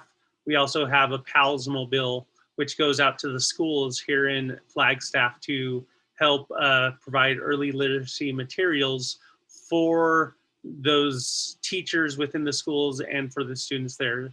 On top of that, we also have a bookmobile which travels throughout the county to provide resources to areas in the county that are not near a brick and mortar building. Out in the county, we have branches and affiliate libraries, namely the Grand Canyon Library, Tuba City Library, and Forest Lake Library, which are branch libraries of Flagstaff, and we control those. Our affiliate libraries are Fredonia, Page, Williams, and Sedonia. So just to kind of give you an idea of the size of the district, that's 10 libraries and 2 bookmobiles that oversee all of the library needs for the county. To kind of go into what the library has been doing for the past year during the pandemic, I'd like to kind of start off with our branch libraries, those of Grand Canyon, Tuba City, and Forest Lakes, where a lot of renovations have been happening or are in the process of starting. So just to give the supervisors kind of an update, if you'll remember, right before the pandemic started, we were finishing up with the renovation of our Tuba City library. We went into that library. There was a stairwell there that was no longer being used. That was critical floor space that we could use. We kind of covered up that stairwell and took it out, and then recarpeted, brought in new furniture, a new desk to really provide a much better space for that community. We were able to open right before the pandemic really hit, and it was really neat to hear the kids coming in just, wow, this is amazing. And just a complete transformation of that space to where it's a lot more functional. Staff can assist patrons there a lot better. But just overall, you can see from the photos, just a beautiful place for our community to gather and participate together as a community and get the resources they need. During the pandemic, we've been working on renovating our Grand Canyon library. You can see from this photo that the Grand Canyon library is quite small. The photo that you see is really the space of the library. And so we've been looking at trying to get into the additional space there in that library. The Grand Canyon allows us to be in this building. They own the building and are gracious enough for us to have a library in there. And so we've been working with the Park Services to expand into the rest of that building, to really expand those services, because right now, there's not a lot of space. We can't even do programming for the community there in that space because it's so small. And to give you an idea of what we're looking at, here's a design of that, the floor plan of the Grand Canyon Library. Currently, we're up here in the front section of the library. And as I mentioned, we've been working with Park Service to then move into the back section. There we go, the back section of the library. Currently, right now, patrons have to leave the library and walk outside and go around to the back of the building to access the restrooms. In the winter, that's not convenient and it's not helpful. And so being able to expand into this back section of the library will not only provide areas where we can start doing programming for the children in that area who attend the school there, expanding the collection, expanding computer service, things like that, but it'll also give them access to be able to walk into the building and be able to access the restrooms while staying in the building. So a really big renovation that we'll be kind of moving into here shortly in the summer. We're just waiting on final documentation from the contractor to provide to the Park Service so that we can then get this project underway. We'll be recarpeting, bringing in new furniture, much like we did with Tuba City, and just really refreshing this. And it will be a great asset to the community, as well as those who come and visit the park every year. Oftentimes those people visiting the park really look for, where can I get that free Wi-Fi? Where can I check my email? Because I didn't bring my computer, and the library there in the Grand Canyon is the place to do that. And so we get a lot of people who are visiting the park coming in and also using those services. So this expansion will really just be able to help us provide greater services to all of those who are coming in. The final renovation that I want to mention is going on at Forest Lakes, and the library is actually not doing this renovation. This building is owned by the school district. And again, we have a partnership with them where the library is in the school district building, but the school district is expanding and updating the front of that building. And so it will be more of a presence in the community. It'll stand out more noticeable. We've worked with them to make sure that the book drops are being put in. And once we're done with the Grand Canyon remodel, there's some shelving and things that we will probably be bringing over to the Forest Lakes Library to kind of freshen it up and make it more uniformed in our shelving and things like that. And so that library will also kind of get a small renovation in just updating its shelving and things like that. But those are kind of the updates to our facilities and what we've been doing over the last year. When the pandemic hit, obviously getting resources out to our community were really important. So we really had to change the way we did that. Normally patrons would come into the building, find what they want, and pull those off. We always had a system set up in place where patrons could go online. They could place a hold on items. Staff would get those items ready, and they would be ready for when a patron came in. They could just pull it off the ready hold shelf and check those items out. Once the pandemic hit and our libraries closed down, that became a much more important feature where patrons were able to go online, place a hold on materials that they found on our online catalog. Staff would get those ready, and then staff would deliver those to the front door when patrons called. So that's how our curbside service kind of worked in being able to get patrons more physical items. But even doing that, there was still a lot of uneasiness, obviously, from the pandemic, where patrons were a little bit worried about touching materials that other people had touched. And so it really came upon us to really expand our digital resources, our ebooks and audiobooks. We saw a spike in the usage of those materials. And so we really started looking at those services and how can we expand them. And one of the ways we did that is we launched a brand new digital service called Hoopla. This service made movies, ebooks, audiobooks, TV shows, music, and graphic novels available to our patrons. If you've ever used our digital media, you'll know that you can place a hold on it, and just like in the library, once someone brings it back to the library, it's then available for you to check out. The digital content for many years has been that same feature. Only one person can check out a digital item at one given time.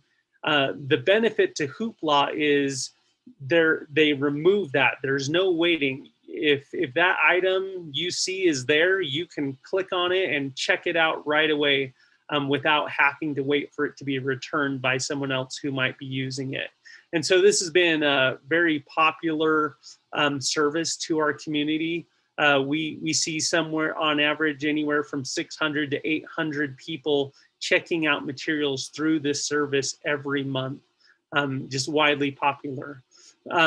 Libby, as you'll see, is our service that I mentioned earlier, where patrons can check out one item at a time, or I shouldn't say one item at a time, they can check out multiple things at a time, but they have to wait for someone to finish using that item and for it to be available before they can use that. And so we also looked at that service and said, how can we expand that service and make it better?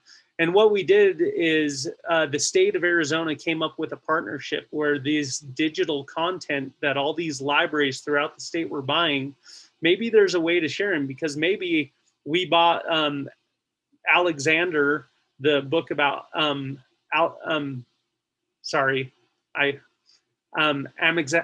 Alexander Hamilton. That book has been out for quite some time. There's not as much demand on it now. And some libraries have a copy of that, whereas other libraries don't have a copy of it. And so is there a way to share that resource for those individuals in other counties in the library who might want to use that resource? And so they came up with this sharing thing where if your library doesn't have it and another library does and isn't using it, you could check that item out. And so Libby kind of moved into that to help us share and get our patrons more access. And so now another good example, if you look at Barack Obama's new book, it just recently came out a few months ago. If you look at Flagstaff, there's a 20-week wait to get your hands on that copy, because you have to wait for each person to use it before it becomes available and you can use it. So now through this new sharing program, if you look down at Yuma County, they have 5 copies of the book and 3 of those copies are available. So if I don't want to wait 20 weeks for that book to become available, I can go in now through this new service and I can check out that item and not have to wait. So this makes it a lot easier for our patrons to get their hands on those items that they're looking for without having to wait. And so another way that we've really expanded our services during the pandemic. The last thing that I'll talk about before really getting into our budget is some of the other features that we've done during the pandemic. Again, I mentioned our curbside service. On average, since February, I should say, we've seen around 185,000 items checked out through that. We've upgraded our Wi-Fi hardware to expand that service farther out into the parking lot, so individuals who come to the park or to the libraries can sit in the parking lot with their device and still connect to our Wi-Fi and get used to that. We've installed a new phone-in reference service where patrons can call the library, still ask questions, get those questions answered. On average, we see around 1,321 questions come in per month for that. We've applied for CARES grants to provide better online programming, to bring in hotspots and tablets so that we can check those out to people so that they, again, can get access to the things they need. We've also taken some time to look at our catalog, the place where you can see what the libraries have and place an order on that.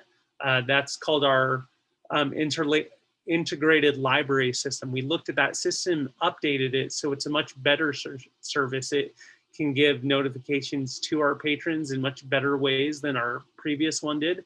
The name of that system is Koha and Aspen, and so we moved to that, which is a much better system. We created online programming, which was something we had not really ever done. We started with kits where people could come in and pick up a kit at the library, and the youth that come and use those kits had something to do instead of just being home and having nothing to do. We launched a new free book mail service, which got materials to homebound patrons in our community. They can apply for that service and order those things, and through the mail service, we can ship those things to them at no cost so that they can still get things. And then our last thing that I'll mention is we partnered with Launch Flagstaff and the Literacy Center and received a grant from the Molina Foundation for 17,000 physical materials, books ranging from young children to teens. This was a great service to our community, and through our community partners, we work to really distribute all those materials to communities and families to benefit from early literacy materials. And so this is a great opportunity, and we had so many materials and worked with so many partners that we still couldn't move it all. And so we extended this out from Flagstaff into our community libraries as well. And so those libraries have been getting boxes of these books and working with their community partners to also get those materials out to families that could really benefit from them. And then the last thing that we did was we looked at increasing our payroll to our employees. Our employees are really the lifeblood of our libraries and really are what make our libraries so great. They are so dedicated to serving our community. And so we really wanted to kind of look at what we are paying them and making sure that what we were paying them was comparable to other areas in the country, the size of our county, and making sure that we were compensating them appropriately. And so that was another large project that we did. As I move into the budget, I'll remind you that the last time we had met, we had talked about some that our county or our jail library was in the red, and we had worked with the correctional facility they had given us some monies to get that library into the green. And for a long while, that library was headed into the green. But when we moved to this compensation study of making sure that staff were being paid what they were, that compensation study that the city was doing to increase employees' salaries, that did bump our correctional facility library back into the red. And so I just want to point that out as we move into this budget. So you'll see that the correctional facility is once again in the red.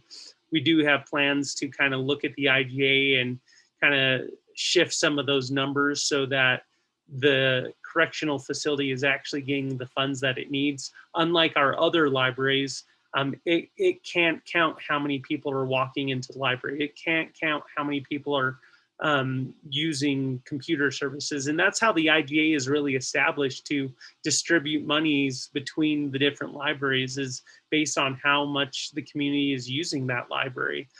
So it makes sense why you would see that the correctional facility doesn't have those statistics to provide to be able to get the funding that it needs.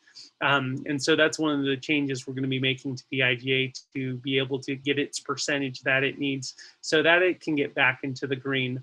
The bookmobile is in the yellow simply because, again, with that compensation study of staff, it was headed right into the green, but that compensation study set it back only by a couple $100, which its growth fund can cover, and won't be a big issue. We'll be able to keep that service solvent in the next 2 or 3 years. As funds continue to slowly grow, we'll be able to get that service back in the green.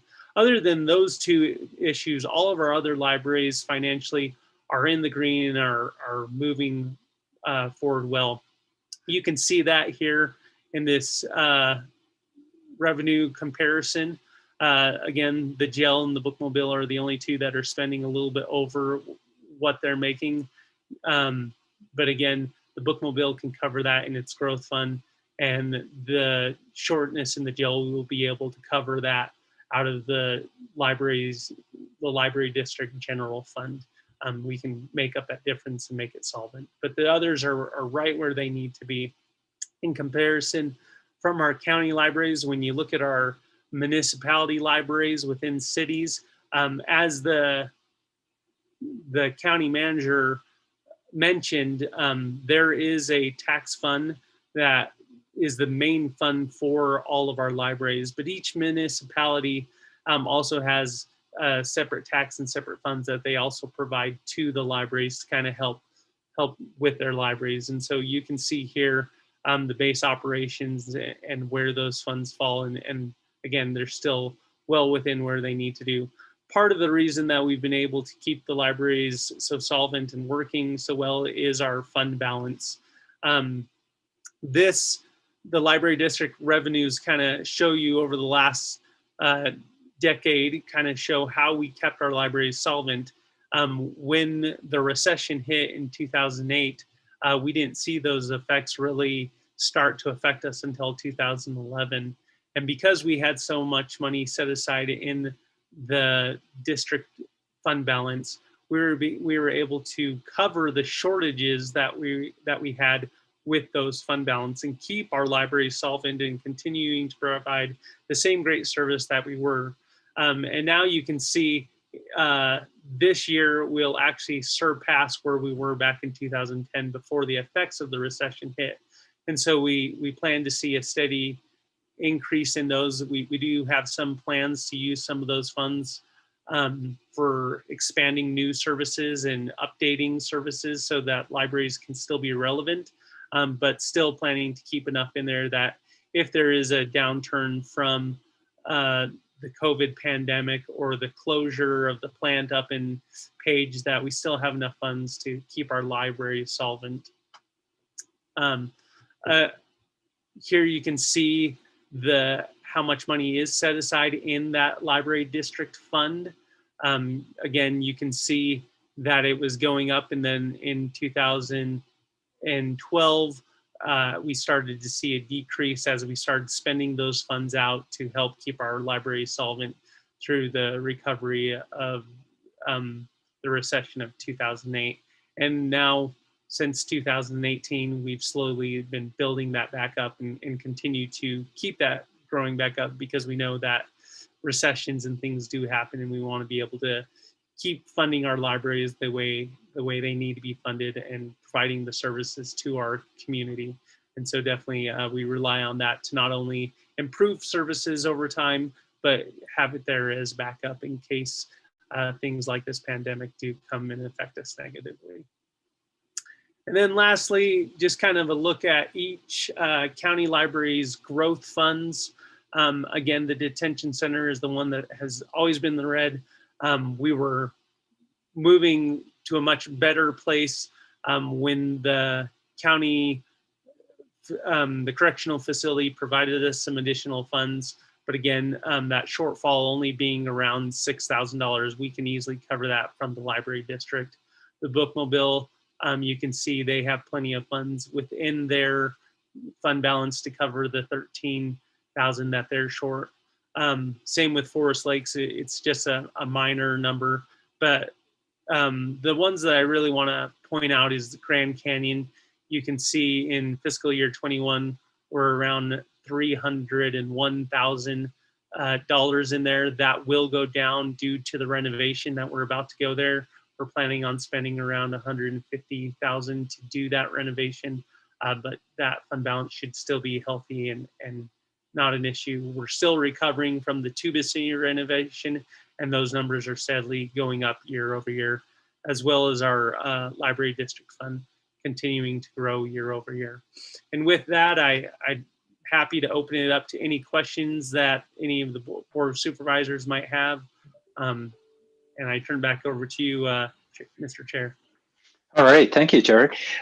So I'll turn to the County Manager, Steve Peru, and probably would be good just a little bit more. This is different for the board, because it's basically, it's a fund, it's a tax that we apply, we adjust, but it's a fund, and we don't own the libraries. It helps subsidize the libraries.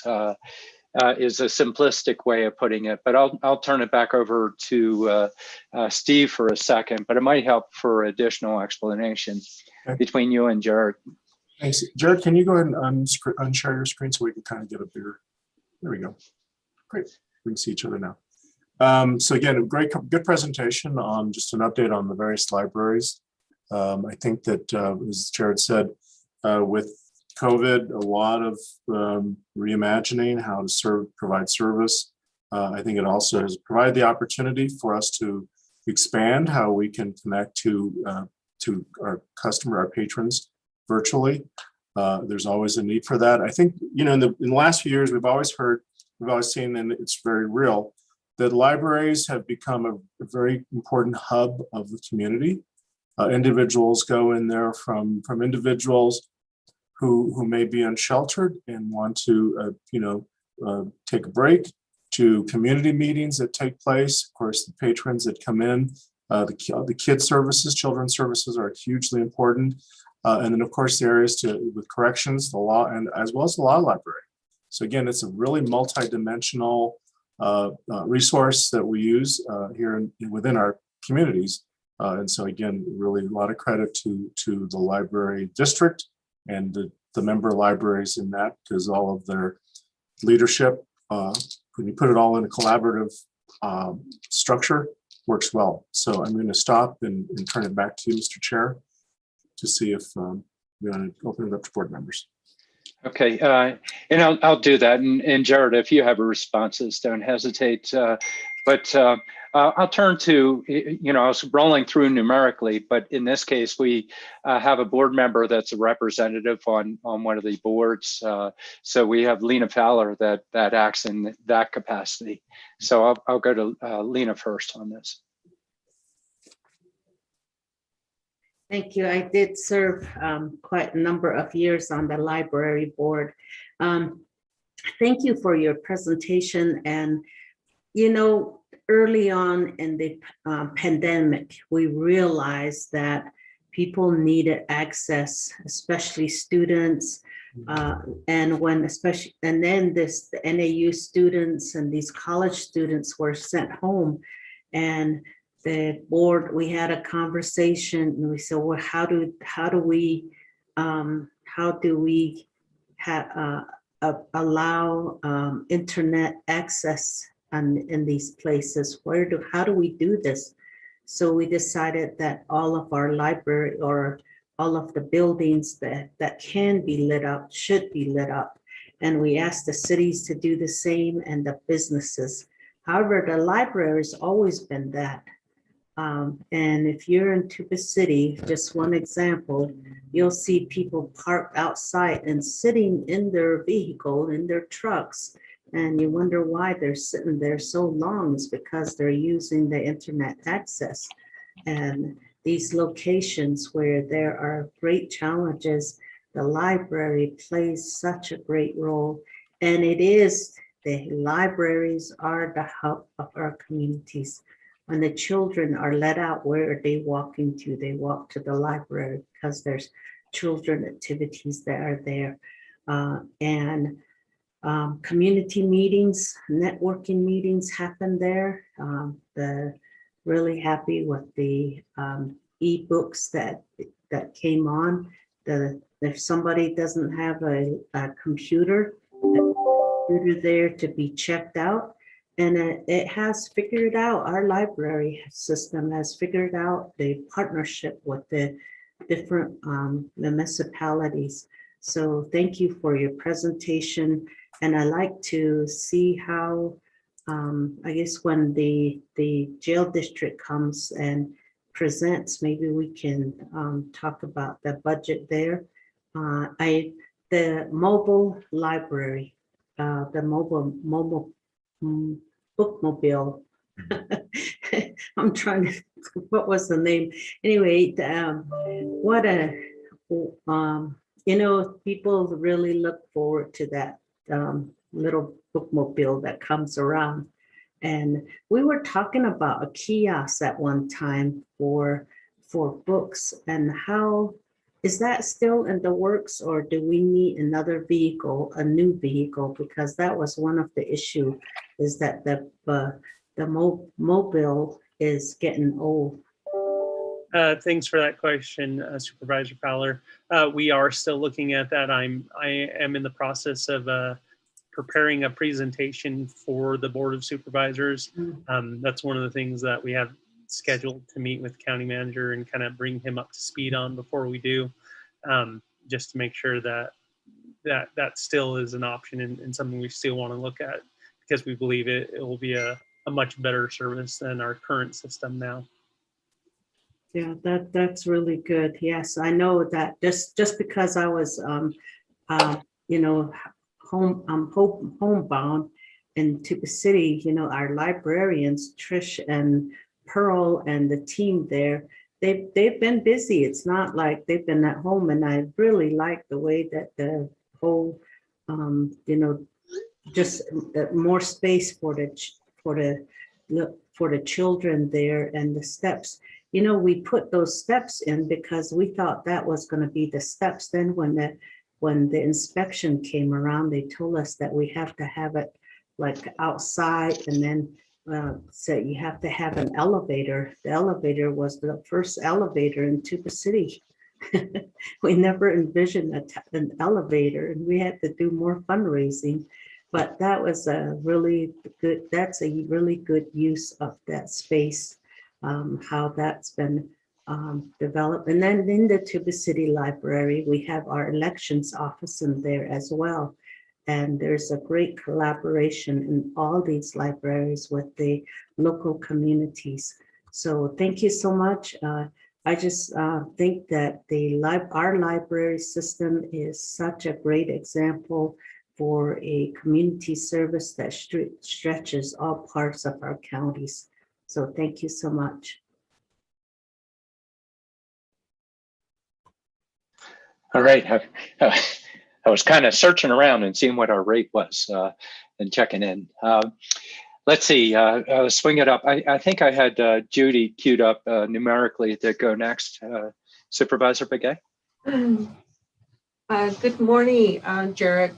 Thanks for the great presentation that you shared with us. And certainly, libraries are very important, even on college campuses and everywhere you go. So I just have, I'm really glad that you are reaching out to other areas like Hoopla, to reach out to more people and children to obtain more knowledge in the areas of interest. So that's greatly appreciated.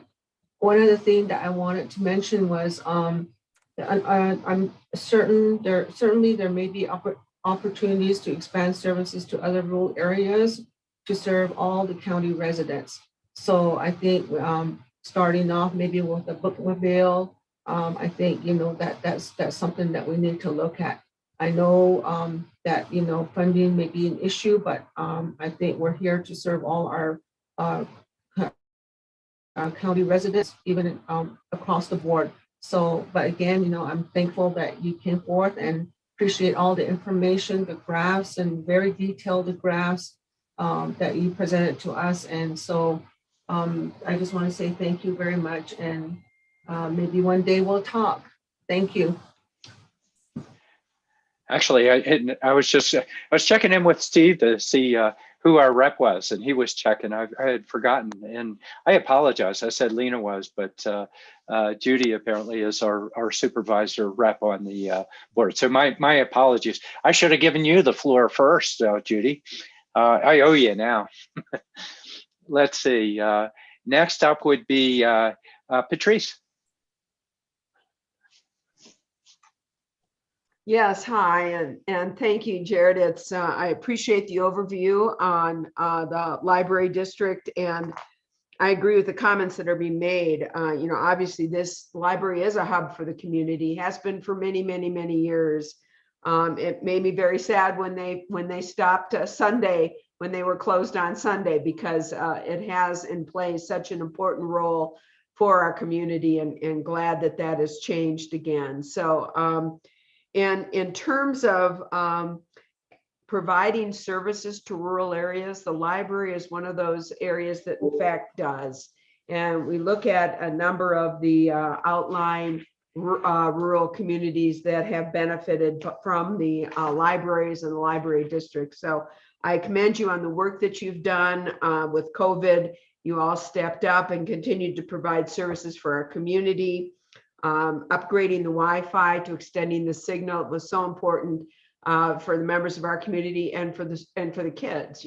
So many of them were doing at-home schooling, and some of the families, especially in these very rural areas, they did not have internet access. So you played once again a very important role for members of our community. So thank you for what you do, and thank you for your service to all of Coconino County. All right, and that'll bring us to District 2, Geronimo. Good morning. Thank you for your presentation.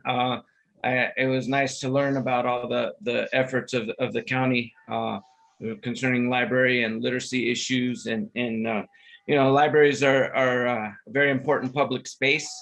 And, seeing your presentation made me realize just how important it is to some of those rural communities that don't have the benefit of a municipal library. So, it's very important, and I appreciate and commend you on the work you and your team have done, especially during COVID, having to adjust to the changes that the pandemic forced upon all of us. I'm really excited to hear about the literacy programs and the early literacy materials that you've been able to get out to folks, and really appreciate just all the services and programs that your department or your libraries provide for our community. And so, I just encouraged by the work, and really liked what I see, and look forward to seeing how we can continue providing those kind of services in the community. I did have a question when we were going through on the revenue compared to base operations. What does TTL stand for? It says TTL costs and TTL revenues. I don't know if I missed that, but I didn't know what that stood for. I think that's personnel costs. Oh, okay. Because that wasn't clear, and there was no key, so I couldn't tell what the TTL stood for. Sorry about that. We'll fix that for next time. No problem. Thank you. Appreciate all you do. Thank you.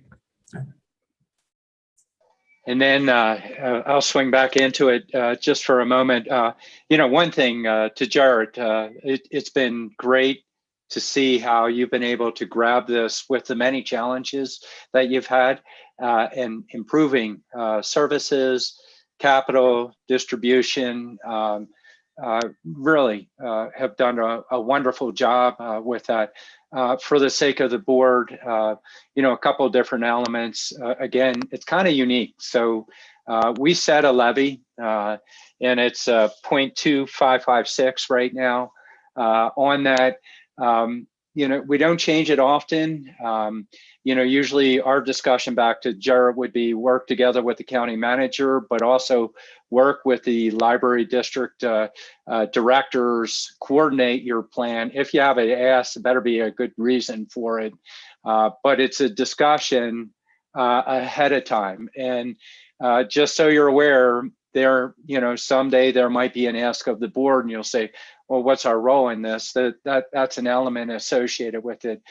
City of Flagstaff, Jared is also, he is not only the administrator for the library district, but City of Flagstaff is the primary corporate partner that manages the library system on behalf of many of the other libraries, and/or they still coordinate as corporate member with specific community libraries. So it's a little bit more complicated system, but they've all worked well together. One last piece of note associated with it, libraries, when we were hitting pretty tough economic times and have had to adjust, and we've been getting unfunded mandates from the state, we've had flexibility language brought in where we were able to use some of various districts' revenue, a component of that, to help keep us whole as it relates to other pieces.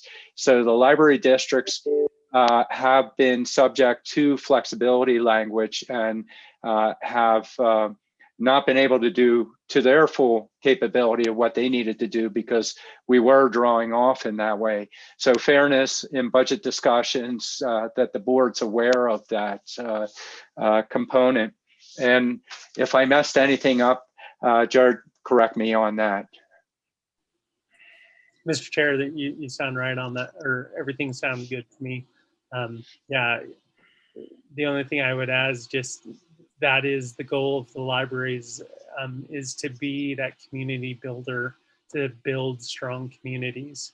And there is a price to that, but I think over the last couple of years, especially with that recession, the library really showed itself to really be an institution that really looked at how we're doing things and looked at where we could change things to really stretch those taxpayer dollars. That's something that we want to be good stewards of our taxpayer dollars, and always looking for new opportunities to be innovative, to stretch those taxpayer dollars and provide a great service to our community without too much giving and taking. And the district doesn't pay for it all. It's a lot from other communities that are paying for it. So with that, yeah, love the libraries, center to our community in many, many different ways as you exhibited and as we see. Thank you for your presentation.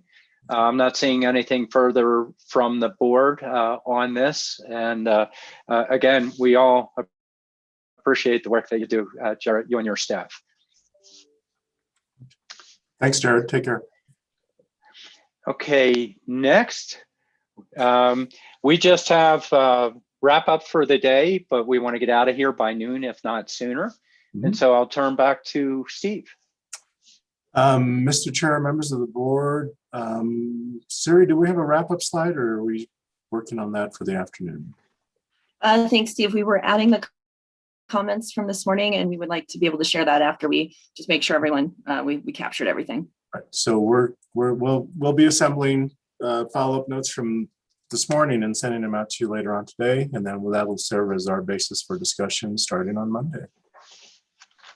So I think with regard to wrap up, I think we're, from the staff perspective, we're on our side, we're good.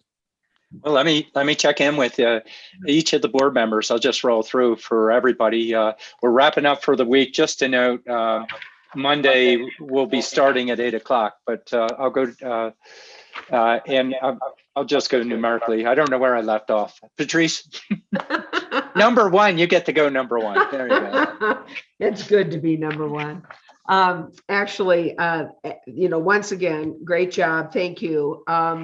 And yeah, I was a little disappointed about the constable not giving us more background and information. I'm familiar with the constable because I've used the constable, But having said that, I think it is one of those important functions that not everybody is aware of. So I appreciate County Manager, your willingness to kind of do a little bit more information as we move forward.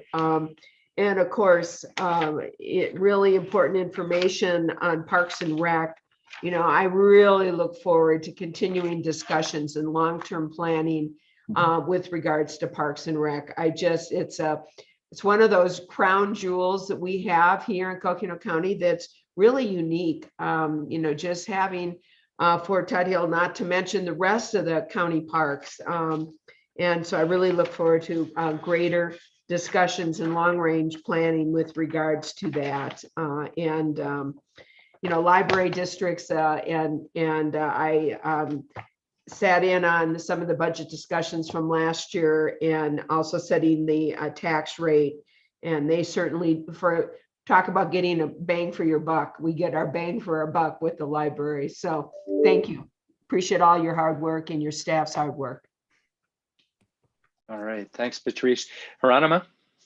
Oh, I just want to say thank you, everybody, to the staff, to leadership, county manager for rolling with the punches each day. We've gone through all these different presentations from the departments, and different supervisors have asked different materials, and you've done a good job so far of, keeping on task or on track and kind of redirecting us when we need to, but also providing those support materials that we need.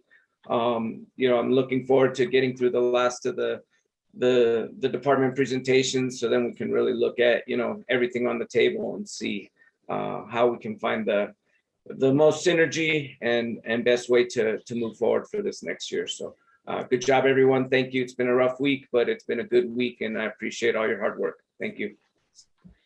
All right, next up, Judy.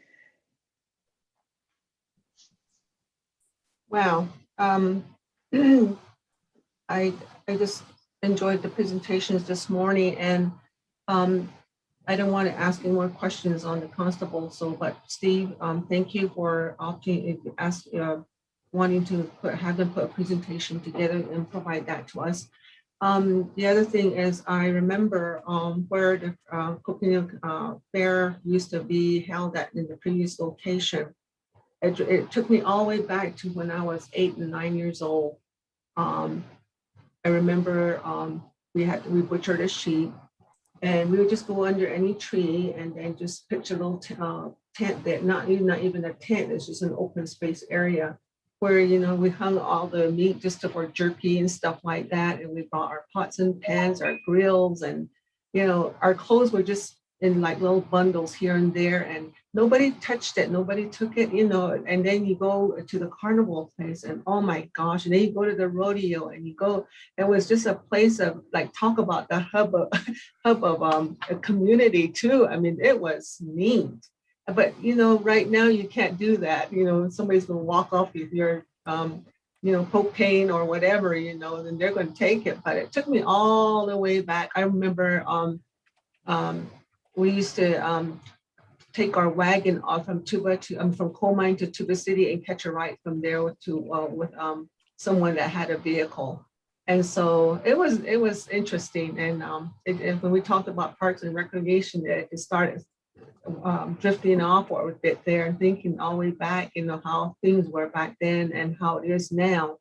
And we didn't think about sanitations. It seems like it was just something to do. It was a sociable place and very, very interesting. And it was something that, an experience that you could have, and so we sit there and make fried bread underneath the tree, and everybody makes sandwiches, or we make extra sandwiches where people come back whenever they want to. There was no curfew in that either.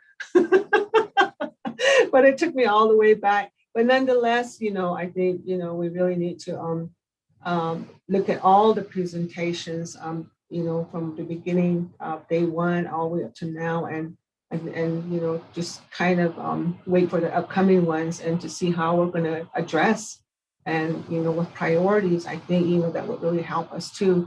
And some of the departments did priority 1, 2, and 3, or A, B, and C. That's really helpful.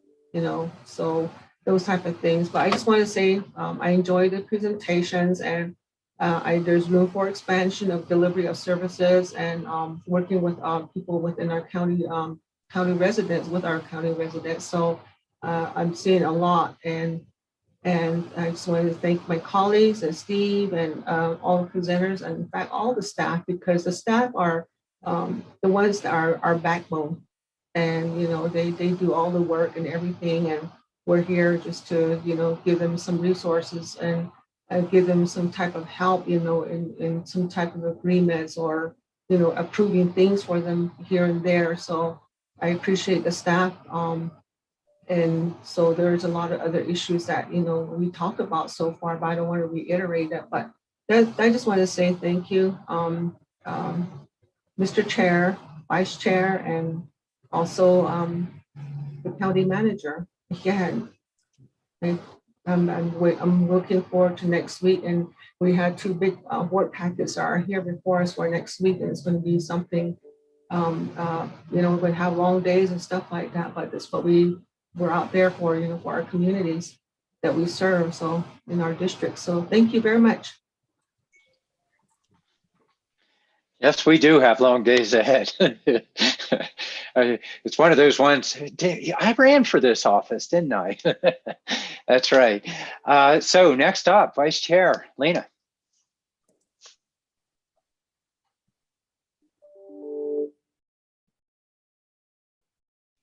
You're muted, Lena.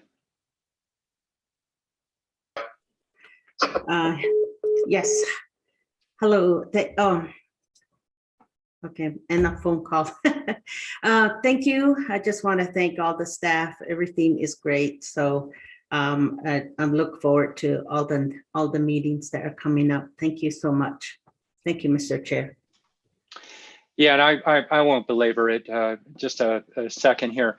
Just a reminder for everybody, as Judy noted, we have two regular meetings, Tuesday, Wednesday, and because we're going into budget on Monday, you know, it's going to beg for prep ahead of time to go into those meetings.